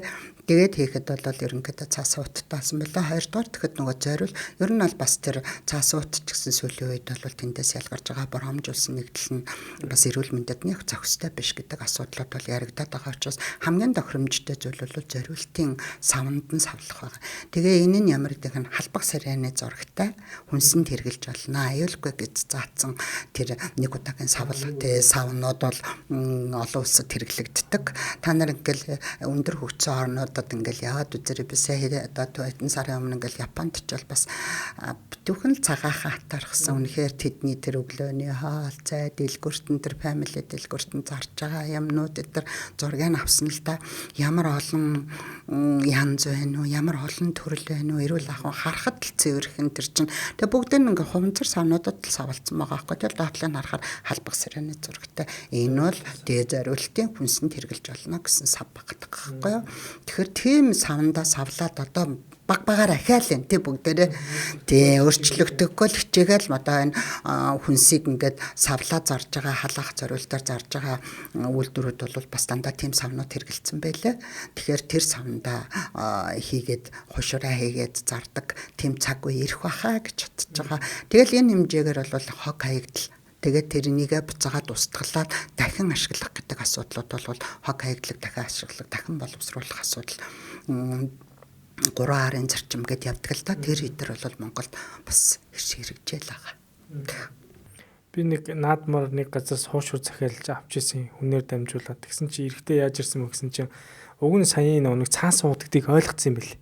Гэхдээ дараа л энэ бүр ойлгоцсон байгаа тэр газар. Яасан бэ гэсэн чинь 10-20 хуушурныхаа яг гадуур гялгар уут хийнгүүтэй гялгар уутныхаа гадуур цаан сууд хийцээ би бүр хараад гайхсан байхгүй. Тэгээ тэр дараа л бүр ойлгоцсон байгаа. Эхлээд цаас уутандаа хийгээд тос нь нэвчих гээд байх юм бол яг гялгар уутаараа гадна талаас нь ингэж байж болох л хаалта тий. Тэр гялгар уутууд ч өөрөө ариутгагдаагүй гэдгийг за цаас уут ч гэсэн ариутгагдаагүй шүү дээ гэж тэгж байна. Тэгтэл одоо арай л тэрэн дотроос нь шилжилт нь гайгүй. Тэгтээ цаас уутны сүүлийн үеийн судалгаануудыг харахаар бромд нэгдлүүд үүсгээд байгаа учраас бас хориглоод байгаа. Тэгэл хата хамгийн зөв юм бол энэ хуванцар нэг удаагийн савлгаатай тэр халбах сирэний зурагтай полиэтилений терефталатаар хийсэн аюулгүй тийм полипропиленээр хийсэн савнуудад хийн. Тэгээ өөрийн ер нь бол тогтоочих юм бол гэртээ өөрөө гэрээс дэлгүүрээс авахтаа доотлыг хараад тэр эр үсэгтэй буюу pp гэж тэмдэглэсэн полипропилентэй 5 гэсэн дугаартай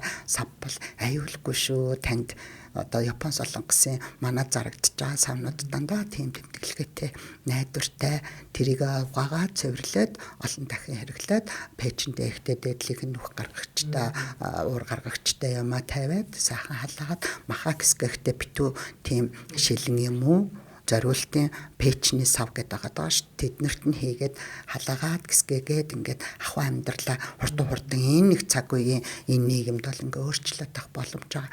Тэгээд бид л ганцаараа дэлхийн монголчууд гал юу ч хэрэглэхгүй нэг тийм хөгжилтэй явахгүй бүхэл ямаал хуучин төмөр хувинда төмөр битанда юм шилэн хагардаг юмдаа хийгээл явна гэж юу яах вэ тийм ээ ашиглалгүй л яах вэ. Тэгтээ тэгэл ер нь тэр 5 гэсэн 7 гэсэн дугаартай юмнаас болгоомжлоорой аль болохоор 5 2 1 гэснийг хэрэглээрэ гэдгийг л зөвлөмжийг өгөө. Тэгээд сүүлийн үед бол энэ халбах сирэний зориулттай хүнсэнд хэрэглэж болох хуванцар савнууд бол зөнтэй гарч байгаа нэг удаагийн савлгаануудад. Дараагийн миний асууж байгаа зүйл юу гэхээр одоо жишээлбэл энэ манай яг ивент итгэж байна. Энд чи ол ярьчих. Тэгэхээр хуванцар савнд ус ундаа одоо дулаан орохоор маш их ус ундааны хэрэглээ хийдэг. Тэгэхээр гадаа температур ямар их одоо халуун болдгийг үлээ гэдгийг бүгдээрээ л мэдчихэж байгаа. За би энийг дэлгүүрийн лангуун дээрээс очиод авч яхад би дэлгүүрийн лангуунд бол тэр сүдэр цэрвхэн эсвэл хөрөгчөнд байгаа учраас би тэрийг ихтгэл авчиж байна. Тэгвэл энэний наан болж байгаа процессыг л би танаас асуумаар байна л да. Энэ болохоор худалдан авагч танд биш яг тэрийг тээвэрлж байгаа эсвэл үйлдвэрлэж байгаа тэр компаниудтай хамааралтай л анхаарах зүйл нь би доктороос сууж байна. Тэр нь юу гэхээр магадгүй ингэгээд дэлгүүрлөө явуулах гэсэн энэ одоо ус ундаага халуун наранд гадаа тавьсан нөгөөх нь өдөржингөө наран харагдаж хагаад магадгүй 1-2 өдөр ч хамаагүй харагдаж хагаад нөгөө ачигдаад дэлгүүрийн лангуун дээр очиж байгаа. Тэрийг би маргааш нь очиод аваад уулаа. Тэгвэл энэ тодорхой хэмжээний халаах зориултгүй сав байгаад байдаг. Тэгвэл энд маш халуун гадаа 20-30 градусын халуун нар 1-2 өдөр шаардсан байгаа тохиолдолд энд нөгөө нэг тодорхой хэмжээний химийн урвал асуудал үүсэж байгаа юу гэдгийг л та бас хэлж өгөөч. Тэг үүсэлгүй яах вэ? Энийг боддог бидний аргачлал байдаг. Та өдөрт ингээд 1 литрийг энийг ингээ 2 савыг уулаа. Тэгэх юм бол 70 мг жинтэй хүнд өдөрт орж байгаа. Одоо энэ дотор байгаа тэр хорт хүссэн бодсон хэмжээд тэр концентрацийн 70-аар өржүүлээд биеийн тэр өдөрт авах тун хэмжээ гэдэг юм маста хуваагаад бид нар олдог л да хоногт авах тун хэмжээ. Хоногт авж байгаа тун хэмжээ чинь аюултай төвшөнд хүрчих юм бол та ингээд хордлогын дозыг баг багаар аваад уугуудаа хүчгүй гэсэн ингээл таны бие организмд бол хордлого үсээд байна гэж бодож гаргадаг байхгүй юу.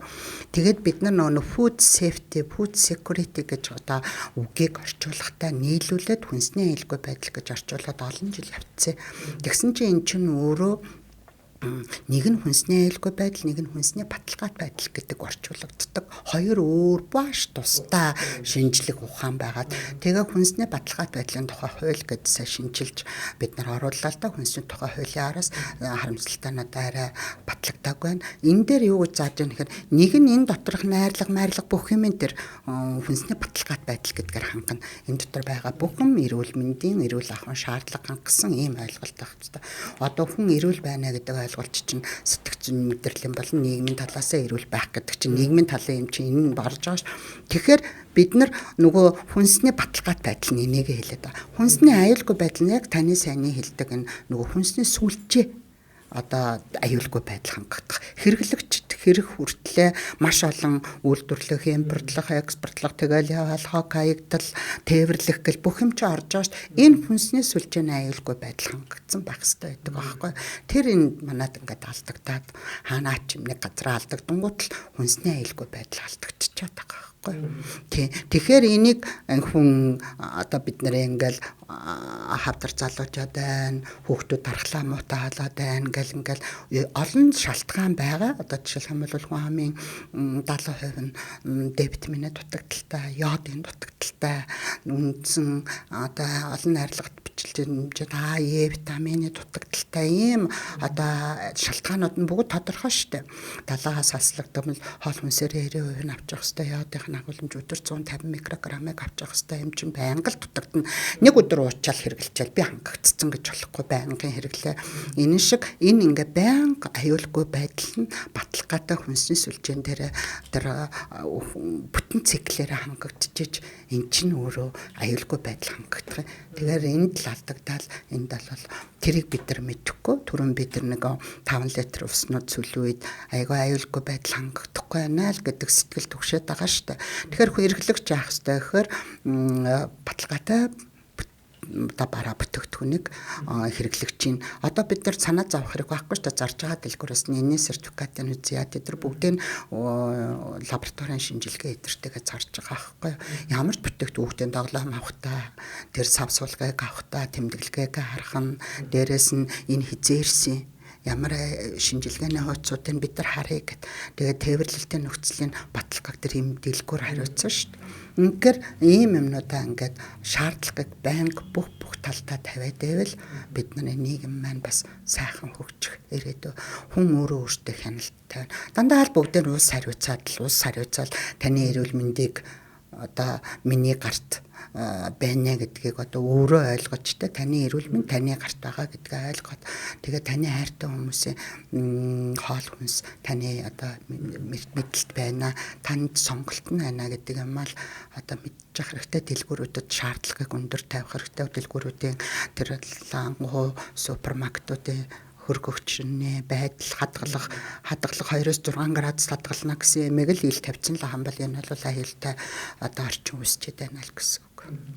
Одоо энд 1 номерын хэрнээ одоо энэ дотор энэ зүйл нь өөрөө хүний бид ямар ч хор хөнөөлгүй үйлдвэрээс угаасаа гарцсан баталгаатай явж байгаа шүү дээ. Тэгсэн хэрнээ тээвэрлэлтийн хувьд асуудал гарч байгаа тохиолдолд энэ дотор яг ямар хорд бодис үүсэх боломж байдаг юм бол та сайн нэг тэрийг шүүж одоо хэмжих боломжтой гэж. За тэгээд энэ нарны нөлөөгөөр одоо ингээд тэр эсэлт дотор нь ингээд тийм ээ найрлага ингэж бичдэг. Энэ бүтээгдэхүүнийг бараан савн цавлаарай гэсэн бол нарны нөлөөгөөр маш хурдан урвалд орно гэсэн үг шүү дээ. Тэрийн анхааруулгыг мөрдөөгүй байхад тэгээ мөн энэ нь тэдээс тэдэн градус хадгалагдана гэж. За энэ гэдэг чи өөрөө нэмэх 2 градус. Нэмэх 2-оос 8. Энэ чинь өөрөө хөргөгчөнд хадгалнаа л гэсэн үг байгаа байхгүй. Тэгж хадгалагдаагүй болвол энд одоо энэ эсэлтэлтийн бүтээгдэхүүнүүд явагдана гэсэн үг. Тэгэхээр энэ өөрийнх нь бүтээгдэхүүн би эхний түрүүнөөс хойш ярьсан болохоор савнаас хамаарах шилжилтүүдийг яриад байсан бол одоо энэ хүнсний баталгаат байдал, аюулгүй байдал алдагдсантай холбоотойгоор өөрийнх нь бүтээгдэхүүний үндсэн шинж найрлагууд өөрчлөгдөж байна гэдгийг харуулж байна л гэсэн үг. Тэр дотор одоо бүтээгдэхүүн болгоо өөрөө гэсэн үг шүү дээ.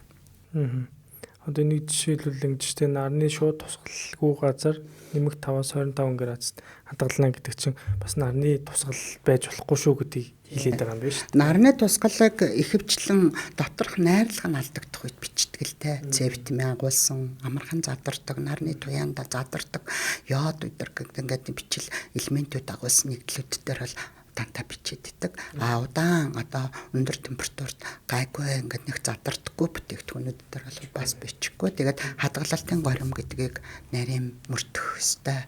Тэрийг одоо энэ үйлдвэрлэгчид худалдагч нар худалдааны байгууллагууд бол нягт мөрдөд ингээд явах л ёстой. Тэгэл хүнсний баталгаад байдал, хүнсний аюулгүй байдал төр сүлжээнд үүсэж байгаа асуудал гэдэг чинь өөрөө аманд хүртлээ. Одоо шилхэн бол бид нар нэг Монгол малын махыг судалж байхад яг энэ асуудал үүдэг байхгүй. Монголчууд нөгөө бэлчээрээс аваад өөрөө гаргаад дэлгэд тавиа сэврээгээл сайхан одоо экологийн цэвэр бүтээгдэхүүн иддэг байсан. Яг тэр үшгэ энэ олон хүнсний сүлжээ дамжаад тань дээр ирж байгаа бохирдсон мах угаахгүй эргэлж байгаа. Тэгээ асуухаар хамт нь муудчихна гэдэг. Тэгэхээр нэг дадал хэмнэл энэ юмнасаа хот сойрон газрын амьдрал ах уу гэдэг юмда одоо дарсж орж тэгээ энэ жижиглээд пакетлаад эдэр зарцсан юмнууд нь бараг тэр задгай хожим бол бид нар сайхан гулууз одоо мах аваад өөртөө ингээ эвдээд сайхан байна гэд боддгоос чинь илүү аюулгүй нөхцөл болж таарад байгаа хгүй. Тэгээ хот сойрон газрын амьдрал одоо тасаж орох бибинээс хамааралтай байх эдэр гэсэн юунуудыг одоо мөрдгөл болж байгаа юм л да. За дараагийн асуулт бол бас яг энэ ялангуяа манай энэ дугаарч бас Дидиш ТV-гийн хөдөө оронтгийнхан бас их үзэж байгаа болохоор тэр хүмүүст бас илүү хүрээсэй гэж бодож байна. Хуванцар шанаг байгаа. Одоо хөдөө эмээ өвдөр очихоор энэ хөдөөний айлд очихоор нэг юм ногоон юм уу одоо тийм одоо шар өнгөтэй ч юм уу тийм шанагнууд байгаа. Яа мэдээж одоо урд хурцтай үлдэрсэн шанагнууд байгаа танилта. Энийг одоо халуун цай одоо самрахтаа хэрглэж байгаа. Халуун одоо сүү самарж байгаа. Тэндээс өрөм тогтооход хэрглэж байгаа. За тэгэл ер нь одоо хэрэглэхгүй юм байхгүй те бүх зүйлд хэрглэж байгаа. Бид тэр сүү цагаа эдгээ хэрэглэхэд ер нь бол тэр одоо пиавар шанагаар хуванцар шанагаар л дамжиж бид тэр дээр хийж байгаа л баг тэр зүйл байгаад байгаа шүү дээ. Үйлдвэрийн дамжлагаар бол баг энэ зүйл халуун тэр сүү халуун одоо тэр зүйлүүдэд ингэж одоо байнга хүрэлцээд тахрын тодорхой хэмжээний нөгөө л яриад байгаа урвалууд явагдах уу. Тэгвэл яах гэж энэ шанагыг юу үйлдвэрлэдэг юм болоо гэдгийг л асуумаар байна л тас. За юуны өмнө түрүүн бас нэг дуртаад өнгөрсөн шанагны үн хэдвэ? 1000 төгрөгөөс 5000 төгрөг. Тэгээд тэрийг үйлдвэрлэхэд тийм л бүтээгдэхүүнээ арц найрлагаар одоо үйлдвэрлэж байна л гэсэн үг. За тэгвэл төмөр шанагны үн арай үнэтэй байгаа тий. Тэгээд тэр хэмжээгээрээ одоо аюул нь арай баг байхгүй. Тэгэхээр та юуны түнд банд одоо мэрэгжлийн хүний үгээ зүгээс ч бай, их хүний үг зүгээс ч бай, эрдэмтэн хүний зүгээс ч энийг та устгаарай. Та аюул тарих одоо бүтээгдэхүүнийг нэг удаа хэрэглээл тэр хүүхдүүд ч өвдөжгүй, хүчгүй, сайхан эрүүл агаарт торинж өсөж байгаагийнх нь бас ач холбогдол байгаа. Ингээ байгаа ч гэсэн таны үр удамд одоо нөлөөлөд хавдрын эрсдэлт хүчин зүйл болж болно. Дээрээс нь тэр түрүүн би дурдаад өнгөрсөн хар тугалга байна. Тийм ээ. Энэ эрсдэлт хүчиндүүл дүрстэж болно. Фталын ангидрээд фталын өвчлүүд бол өөрөө бас хавдар үсгэгч эрсдэлтэй бодисууд байдаг. Эдрэг бол үсгэх эрсдэл байгаа. Та тэгэхээр халуун юм ерөөсө полимерттай урвалд орж нэгддэг тийм асуудал ахгүй. Тэр полипропиленээр хийгээгүй л юм бол хэрвээ полипропиленээр хийсэн бол жоох үнэтэй штэ. Ерөнхийдөө нэг тэгээ үнэр байхгүй юм байна. Тэгэхээр тэрийг та одоо даруй устгаарай. Дээрээс нь та аккумулятор хэрэглэдэг бол аккумулятор жигаал цус шингэн урсаад л тэрэ хөрсөн дээр бохирдол үүсэл орж гарахтаа гэр рүүгээ авч ороод ингээл тоосон цортойгоо агаар амьсгалын замтайгаа холбогдоод арьсны хүрлцэх замаараа ингээд хүүхд чинь бас хордоод ах жирэмсэн ээжүүд хүүхдүүд илүү их хүртдэг. Тэр жирэмсэн ээжүүд яагаад хар дугалганд илүү их хүртээд гэдгийн шалтгааныг олон улс судлахтаа тэгжээлээ л да. Хүүхэд ээж ингээд жирэмсэн болоход төмрийн хэмжээ төмөр яагаад гэвэл гемоглобиныг бий болгодог гол найрлагт бүтцтэй байхгүй юу. Тэгэхээр тэр төмрийн дуталд ордог. Төмөр дутлын цус багталтанд ээж нарын хүртдэг. Тийм учраас жирэмсэн ээжүүдэд төмрийн бэлтгэл болгодог штэ. Тэгээ байж л төмөр хардгалаг хоёр ч өөрөө призм хэлбэрийн кристалл бүтцтэй. Тэгээ төмөр дуталтай байгаа газар ялангуяа хардгалаг очиж цус тэр ясанд дээр бэхлэгддэг. Тэгээд илүү дуталтай бол тэнд орон зай байна л гэсэн үг штэ. Тэгээд өөрөөсөө хороо ялгаруулаад цус руу өгөөд идэг юм аа. Тийм учраас энэ жирэмсэн ээжүүдийг хардгалганы хордлогоос урьдчилан сэргээл хэрэгтэй. Бага насны өсвөр насны хүүхдүүдэд бас нөгөө кальц төмөр дээр илүү их хэмжээтэй шаардлагатай байдаг учраас эмзэг бүлэг гэж үзээд байдаг. Тэгэхээр та энийг балиараа тэр шанаг таныг хайчхад одоо тэм устгалд оруулаад нэг удаагийн төмөр ч юм уу одоо зэс ч юм уу тийм ээ хөнгөн цагаан ч юм уу ийм одоо савсуулга шанаг атартай болоорой гэдэг зөвлөгөөг л өгмөр байна да. Халуун юмтай авруулт ороод тэгээ таныг өвчлөлөөлөх тийм гол эрсдэлтэй зүйл болж байгаа шүү гэж хэлмээр байна. Одоо тэгээ бас шалтгаан нь шинжлэх ухаанд тогтоож чадахгүй хэрнээ бас маш их хавдар асуудлууд их болцсон байгаа нь гэсэн таны хэлдгээр маш олон химийн орц найрлага орцсон тэр одоо түүхийд нь хаана яаж үйлдвэрлэсэн ч тодорхойгүй тэр зүйлүүдийг бид нэр их удаан олон жил хэрэгсэнтэй холбоотой гинт нэг одоо хүмүүс эмчнэр гэсэн шалтгааныг хэлж чадахгүй гинтл одоо асуудлууд үүсэж байгаа нь бас эднэртэй бол ялцчгүй холбогдож байгаа гэдгийг таас хэлж байна те.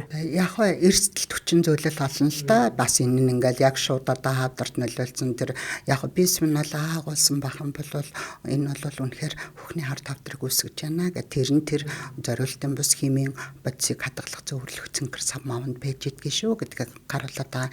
Тэгэхээр бид нар энэ зориултын бус хүнсний сав баглаа бодол гэдэг ойлголт зөвхөн Монголд байна л гэдгийг л та хэд өөрсдөө бол бүр ингээд зориултын хуванцар сав баглаа бодлын стандарт хийх гэдэг ингээд бид нар үзсэн чинь бүр олоогүй. Тэр бол дэлхийд байдгүй ойлголт байгаа байхгүй.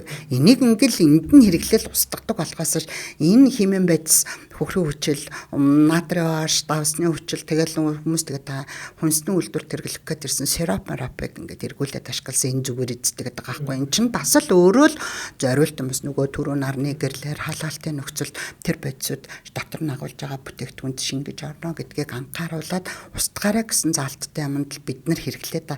Тэгээд тэрийг ингээд хүнсэндээ хэрэгэлдэг гэхээр энэ дэлхийн улс орон тэрэн зориулаад хууль бодлого гаргаад ингээд байсан тохиолдол бараг байхгүй. Тэгтээ тэргүүл болохгүй л гэл энийг ингээл дахиад өөр юмд хэрэглээд байна гэж тэр ард иргэдийнх нь ухаа толгоонд ч орохгүй байна.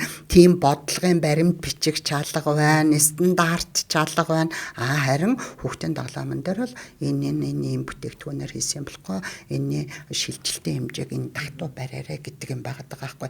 Тэгэхээр одоо Монгол ганцаараа л за бид нар ингээл энэ хатуу тогтооно гэдэг хэлтэй биш. Ерөөсөө л хэрэгжилж болохгүй.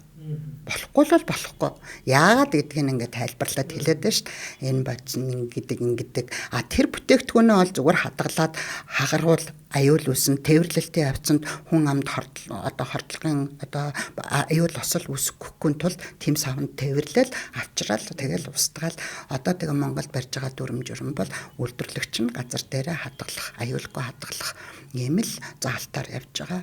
Тэгтэл тэд нар маань ингээл харахад их хөөрхөн гоё сав байна. Ах トゥ удаа өгчийгээд байгаа байхгүй юу. Тэгээ тэрийг л битгий хийгээрээ үнэгүй юм гэдэг бол одоо бас зарим тохиолдолд гоё байдаг сайхан байдаг ч гэсэн та зарим юмн дээр өөрийгөө хянж ин аюултай бүтээгдэхүүнээ битгий гэр орондоо хүнсэндээ хэрэглээрэй л гэдэг юмыг л хэлэх гээд байгаа юм л да. Одоо сүүлийн үед энэ төвчнүүдийг байхгүй болгосноос хойш хамгийн одоо хүүхд залуучуудын ордог газар юу вэ гэсэн чинь UGS байна. Энэ газруудад одоо ороод харахаар сет хоол шиг тийм хэлбэртэй хуванцар юун дотор одоо ингээ будаан байна, энд махан байна. Ингээд юм байж байна. Хуванцар пластик материалтай. Тэнгүү тэр хоолыг яг хүмүүс ингээд одоо манай эмчнэр ч гэсэн өөртөө яг үнэндээ бас хэлж мэдэхгүй байгаа. Тэрийг шууд аваад пэйжэнд халаахаар ахаад нөгөө л нэг урлууд явагдчих юм болов эсвэл тэр стандарт савны болов гэдгийг яг үнэндээ хэлж мэдэхгүй байна. Энэнийг юу н бас яг яаж шийдэх ёстой юм бол? Тэд нар хадаа тэр нөгөө за хүнс талаас болохоор халбах сэрээний зурагтай байх хэвээр энэ бол аюулгүй гэдгээ тий нэгдүгээр тараараа та бүхэн 20 дугаарт 5 гэсэн дугаартай байл та пэйжинтэйж болно аюулгүй 6 гэсэн дугаартай полистиролоор хийсэн бол та энийг заавал өөрөө тавг магунд сулж иж одоо хэрэглээ шүү гэсэн үг. Зүгээр зөөвөрлөх зориулттай. Одоо өндөг, кейк гэдрэг бол тийм юм тэтгэдэг нэг яа ингээд шижганаад байдаг штэ. Та тэр эдэр бол тэгээд тэрийг хэрэглэл тэрийг тэрж ахлаач малаагаад л удаагаад л дахин хэрэглээд өөр юм хэрэглэнэ гэж байхгүй. Хаяараа тийм ээ. Өндөгний нөгөө сав шиг тийм юмнууд. Хэрвээ нэг юм цагаан жоохон доктортойхон болвол одоо дугаараад нь харчаарай. Тэгээд 5 гэсэн дугаартай савлгаатай одоо энэ Япон өндөр хөгжсөн орнуудад байгаа яг зориултаа сануулаа явуулахгүй юм бэлээ. Одоо манад харин өстой ямар юмд яаж зараад байна гэдгийг одоо би сайн мэдэхгүй бодвол энэ сүлжээ дэлгүүр учраас зориулт нь байдаг болов гэж бодож байна. Тэгэхээр 5 гэсэн дугаартай полипропиленээр хийсэн эр гэсэн Монгол үсэгтэй pp гэсэн тэмдэглэгээтэй байх юм бол аюулгүй хэрэгжилж болно. Тэгээд тэр тэмдэглэгээг харин одоо хаанаас тавьж байна?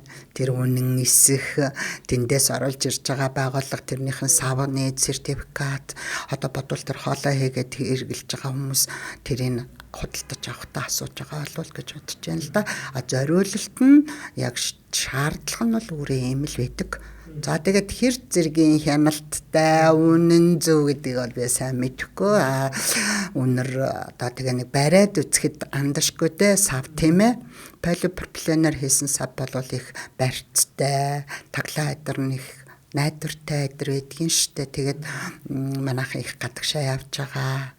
Тэ энэ тэнд дэлгүүрээр ороод хардаг байх эцэгтэй нар хүүхдийнхээ аюулгүй байдал эдэрт тэгээд тэр эднэрийг бол үзэхэд бол андшгүй тэ нэг хоёр хэрэгэлсэн хүн бол ингээд саа тэ ялгаал ерөнхийдөө нөө хүүхдийн тоглоомыг нэг андшгүй мэддэг шиг тийм ээ. Тэгээ ер нь бол үнийг хараарай, үнрийн үзээрэй тэгээд тэр тэмдэглэгээг нь хараарай гэдэг чинь өөрөө олон улсад мөрддөг зүйл байгаа байхгүй тэрнээс бид нар Монголд авчраа тааруулаад тавиад байгаа юм бол биш. Хуванцрын хэрэглээ бол бидний амьдралд бол зайлшгүй байж дээ. Угаасаа л амьдралд байна. Бид нар хуванцрыг бүр ор тас болоод одоо дандаа одоо тэр төмөр эсвэл өөр зис ч гэдэг юм уу модон эдлэлийг бол дандаа хэрэглэн гэдэг бол тодорхой хэмжээний хязгаартай болчиход байна. Тэгвэл хуванцрыг бол аль болох зөв хэрэглээ талаас нь өнөөдөр хоёул хэлж өглөө шүү дээ. Аль нь болохын, аль нь болохгүй таны сонголт өөрөө мэднэ гэдгийг хэлж өглөө. Энийг сонсцсон хэрнээ буруу хэрэгжилж ивэл тэр хүн өөрөө сонголтоо буруу гэсэн үг байна. За, хуванцрыг ерөнхийдөө хаяхад байгальд хор хөрл бол угаасаа их юм байна. Дунджаар нэг 100 жилийн дараа задардаг юм байна шүү дээ. За, тэгэхээр 100 жилийн дараа бол задрах нь тэгэхээр хуванцар энэ зүйлүүдийг ч гэсэн ер нь шаардлагагүй бол нэг их авч хэрэглээтэй юмэр хүн эргээд байгальд маш их хор хаях юм байна гэдгийг би ойлгож байна. Тэгээд аль болох зөв хэрэглээ талаас нь хэрэглээ. Тэгээ гадны Монголд одоо энэ дахин үйлдвэрлэх энэ хуванцрын энэ дахин боловсруулах үйлдвэрүүд юу хэр байгаа юм бол би яг энэ талын мэдээлэл надад л үнэхээр байхгүй байна. Тэгээд таны хувьд бол энэ дахин үйлдвэрлэх энэ зүйлүүд бол илүү сайн хөгжөөсэй гэж боддгоо. Тэгээд дээрээс нь хог хаягдлын зөв ялгах гэдэг зүйл Монголд бол үнэхээр алга. Тэрийг яах вэ ингээл одоо манай байрны тэнд бол яг хоо ийшээ хуванцраа хийгэрээ, ийшээ цаасаа хийгэрээ, ийшээ шилээ хийгэрээ гэж бичсэн байгаа. Тэнгүү зүгээр нь хар хогны уудан дотроо бүгдийг нийгээл аль онгорхоор өнгүүчжэл шидчихэж байгаа. Тэгэхээр яг энэ зөв ангилах энэ зүйл бол Солонгост бол маш их өндөр гэдэг юм байлээ. Манай нэг эхнэрийн найз нь Солонгост очиод санаандгүй хогоо гаргаад тасгасан чинь буцаагаад хаалгыг нүцсэн гэж. Тэр сүүхийн ажилтан биш. Зүгээр тэр байранд өгдөг хүн харсан байгаа. За энэ нэг нөхөр Монгол нөхөр хурж ирээд хогоо буруу ялгачлаа гэд маш өвтөй хэлсэн байгаа. Та хогоо буруу ялгачжээ. Одоо өнөөдрөөс эхлээд хогоо зөв ялгах шүү. Алга гараад иргээд зааж өгсөн байгаа. Тэрнээс хойш тэр одоо манай тэр найз бол хогоо яг тэрнгээр нь ялгасан байгаа. Тэгээ Монголд ирсэн чи хогоо хаях гэхээр яг ингээд одоо хараад ойлгох юмчгүй бүгдийг хайцсан байгаа учраас яг л амьдралын хэм маягаараа ахаал нэг хогоо зөв бүүнээр нь хайдаг хэвээр орцсон байгаа байхгүй. Тэгэхээр энэ зөв ангилах, энэ зөв хаягдлыг бид нэр хийсэн ч гэсэн цаана нь дахин боловсруулах энэ үйлдвэр энэ одоо юу гэмээр юм дээ хууль эрх зүйн энэ зүйлүүд нь байхгүй болохоор бид нарыг энэ тасахгүй байгаа юм бол та яг энэ дээр юу гэж боддог вэ? Дахин боловсруулах үйлдвэрүүд бол орж ирж байгаа. Ерөнхийдөө ингээд MCS-ийг ингээд одоо энэ ундааны савыг дахин боловсруулж байна. Өшөө дахин боловсруулах үйлдвэрүүд байгаад. Тэгээ би энд бол буцаад битгий хүнсэнд хэрэглээсэй л гэж би бол өөрөө хувь хүнийхээ хувьд бол боддгийн. Зүгээр тэр одоо замын борж, өрөлдөө, сандал ширээ тийм ээ дахин ашигласан зүйлүүдийг хэрэглэдэг зөндөө аргууд байгаа шүү дээ. Ер нь бол хог гэж байхгүй гэд дэлхийд дээр бол хог хаягдлын менежментүүд бол тэг сургаад байгаа байхгүй хог гэж байхгүй бүгдийг ашиглаж болно гэд.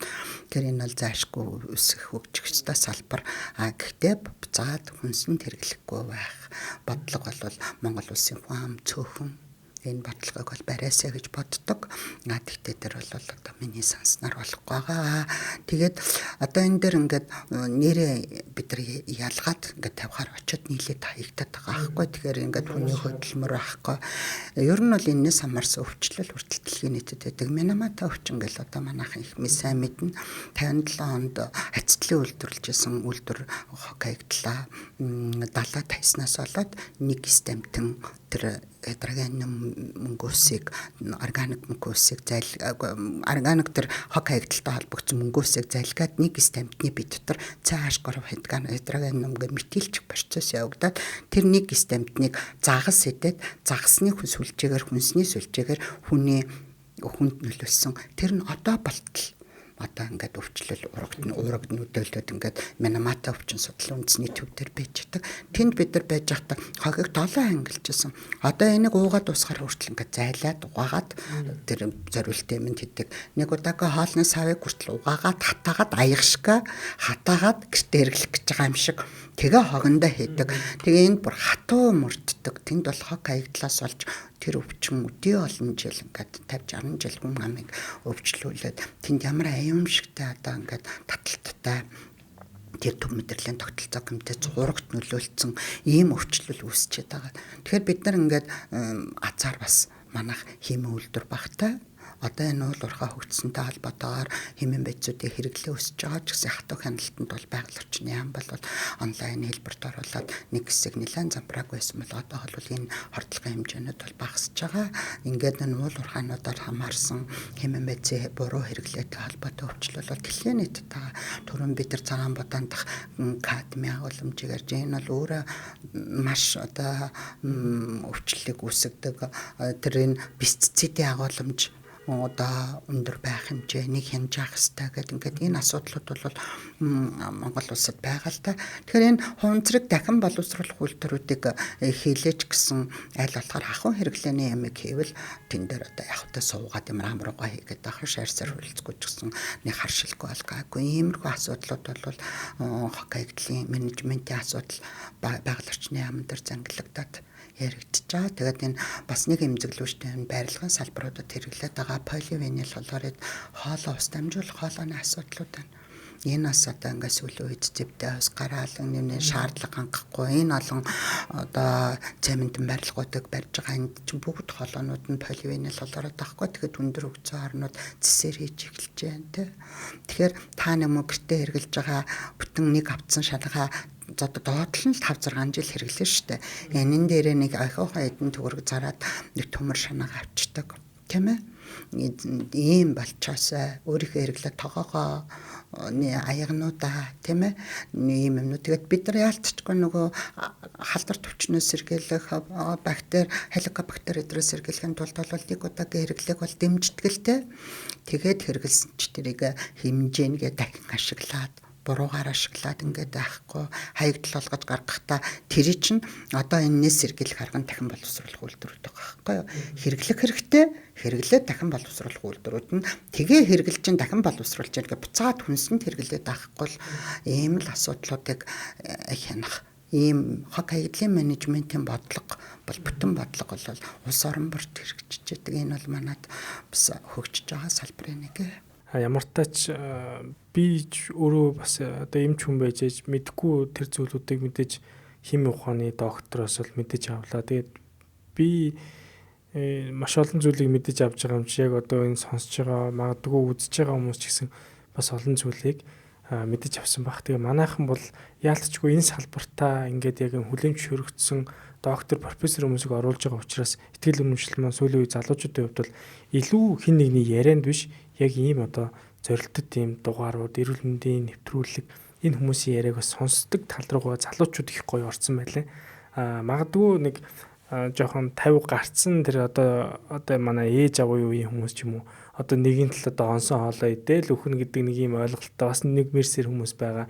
Энэ хүмүүс зарим нь тэгэл нэг авах гийг ухаанаар шийдэж байгаа баг. Гэхдээ дийлэн хүмүүс эрүүл мэндийн ойлголтыг ялангуяа өнөөдөр химийн талаас та бас айгүй гоё тайлбарлаж өглөө л доо. Тэгэхээр өнөөдрийн дугаар бол бараг хин нэгэн хайгаад бас үзчих боломж олон газар тавтагдахгүй хэмжээний тийм дугаар бас мах гэж би бодож байна. Тэгээд өнөөдөр ямар тач одоо манай багийнхны урилгыг хүлээж аваад за мөн яг одоо энэ үзэж байгаа сонсож байгаа хүмүүсийн хувьд ч гэсэн таныг оролцуулсан, таны яриаг сонсоод маш олон эрүүл амьдралын хэм маягт оруулсан тэр зүйлүүдийг бол ингээд эрүүл амьдралын хэм маягт оруулж зөв дадал болгох байхаа гэж бодож байна. Тэгээд таны хувьд ч гэсэн эрүүл мэндийн нийгмийн эрүүл мэндийн үндэсний төвийн даргаыг бол 29 жил хийсэн байна. Тэгээ одоо ерөнхийдөө бол бас яг тэтгэвртэй гарцсан гэсэн ч гэсэн энэ ажлаа та одоо ч гэсэн үргэлжлүүлж хийсээр л байна. Тэгэхээр бид бүхний урилгыг хүлээж аваад маш гоё үнэтэй зөвлөгөө өгсөн танд баярлалаа. Тэгээ цаашдын таны ажил хөдөлмөрт бол өндөр амжилт хүсье. Монгол улсад бол таны хувьд бол хийдгийг үнэхээр хийцэн хүн байна. Одоо ч гэсэн ажлаа хийсээр л явж байгаа юм байна гэж харж байна. Баярлалаа. Нэг залруулга гэлээ. Би 29 жил ажиллахдаа химчээс нэгсүүлээд Эрдэнэт орчны эрүүл мэндийн албаны дарга, хор судлалын төвийн дарга, Эрдэнэтийн нэрийн бичгийн дарга хийжгаад ингээд 22-оос 25 онд нийгмийн эрүүл мэндийн үндэсний төвийн захирлаар ажилласан тий. За энэ мөн хуучин би одоо ингээд хичээлийн тэмдэглэлийг зараад байжгаад эрүүл гэдэг тодорхойлолт өөрчлөгдөд байгаа. Хуучин бол өвчин тусахгүй бол эрүүл гэдэг бол өөрчлөгдөд нийгэм сэтгцийн хувьд эрүүл байхыг хэлнэ гэдэг байсан бол одоо бүр өөрөөр альва зүйлийн одоо эсэргүүцэлтийг даван туулах чадвартай байх юм бол эрүүл гэж үзнэ гэд. Тэгэхээр тэр даван туулах чадвар гэдэг түүний мэдлэг, дадал, хандлага бүх юм 24 сар байдаг. Бидний энэ онлоор бол альва нэг хүнд нэг дадлыг бий болгоход 24 сарын хугацаа. Тэгэл хэрэгжихгүй бол дахиад явж яадаг ингээд нэг юм цикл байдаг л да. Хүн ингээл тамхин хортой, тамхи хортоод ингэдэг чи ингэдэг гэл явж байгаа л тэгэл тамхинаас гарвал энэ бол окей. Гарч идэх бол дахиад эхнээсээ явдаг шиг ийм юм байгаа да. Тэгэхээр энэ юмыг бид нар эрүүл гэдэг ойлголт чинь эрүүл мэнд таны гарт байгаа шүү. Ерөөсөө л таны гарт энэ хин нэгэн эмнэлэг таны гэдгээгээд эрүүл болгоно гэж байхгүй. Тэгээд бид нар мэдээж нийгмийн талаас нь эрүүл мэндийг дэмжих орчныг бүрдүүлээд эрүүл мэндийн боловсролыг олгоод энэнд нь нөлөөлж чадна. Дадал хандлагыг та өөрөө бий болгоно. Тэгээд нэг айдаггүй хүн гэж ямар хүнийг хэлдэг вэ гэхээр нэг бол маш их мэдлэгтэй хүн айдаггүй. Тэгэхээр тийм хэмжээнд хүрсэн хүн гэж бол их ховор. Тэгээ юу ч мэдэхгүй хүн бол ингээд майдаггүй, дурггүй, одоо ингээд ойлгодоггүй, ингээд дөр дурггүй, муухай гэдэггүй. Тэрийг ойлгохгүй болохоор тэгдэг. Тэгэхээр эрүүл мэндийн салбар юу ч хийдэггүй. Та нар эдэр гэдэг үгүй. Та бид нарыг ойлгоорой, дэмжээрэй. Ингээд харилцан хамааралтай ингээд бүгдээрээ ажиллах юм бол бүгдээрээ эрүүл мэндийн боловсрлоо сайжруулж байгаа юм бол энэ урт наслах 87 хүрэх зорилт тавьж байгаа шүү дээ бид нар урт нас. Энд бол ойрхон байна. Түрүүн би эрсдэл нь арилаагүй мөртлөө урт наслалт өндөрсөд байгаагийн гол шалтгаан таа өөрөө хичээгээд байгаа байхгүй юу? Алхалтыг хийж байна, хөдөлгөөнөө дэмжиж байна, арх тамхигүй орчинд амьдарч байна, стрессээ тайлж чадж байна. Энэ болгон чинь таны ингээд Монгол улсын хүн амын урт наслалтанд бас нөлөөлөд байгаа шүү. Тэгээд та урт наслж удаан жаргараа гэдгийг хүсээрээ ёо.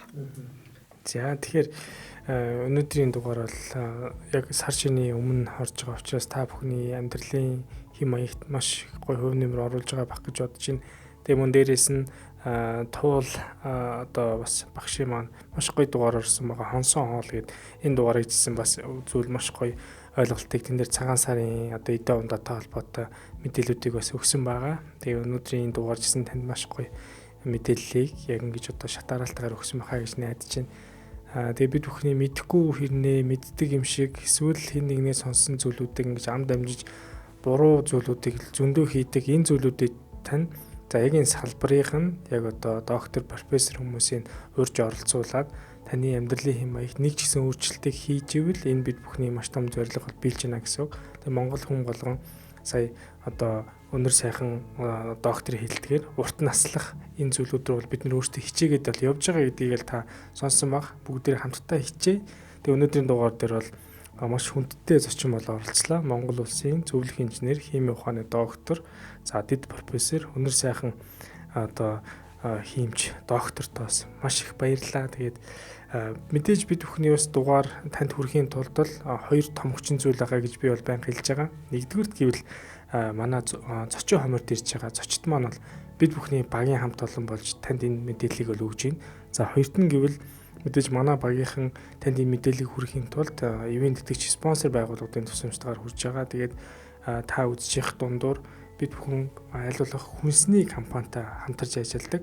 Тэгээд бас үндэсний үйлдвэрлэлээ их дэмжиж ажилладаг учраас яг энэ одоо дэмжинж ажилласан эрүүл мэндийг дэмжин ажиллаж байгаа энэ байгууллагуудаа бас үргэлж бид бүхэн талархаж явдаг. За тэгээд энэ подкастыг үзсэн бол мэдээж та бас өөр төр шеэр хийгээрэй. Илүү олон хүнд бүгд эрүүл мэндийг хүргэж Монгол хүн болгоны одоо илүү урт наслуулах энэ ажилд бол хамтдаа зүтгэе гэж бодож байна. Тэгээд бүгдээрээ дараагийн маш чухал подкастаар иргэн уулзлаа. Баяртай.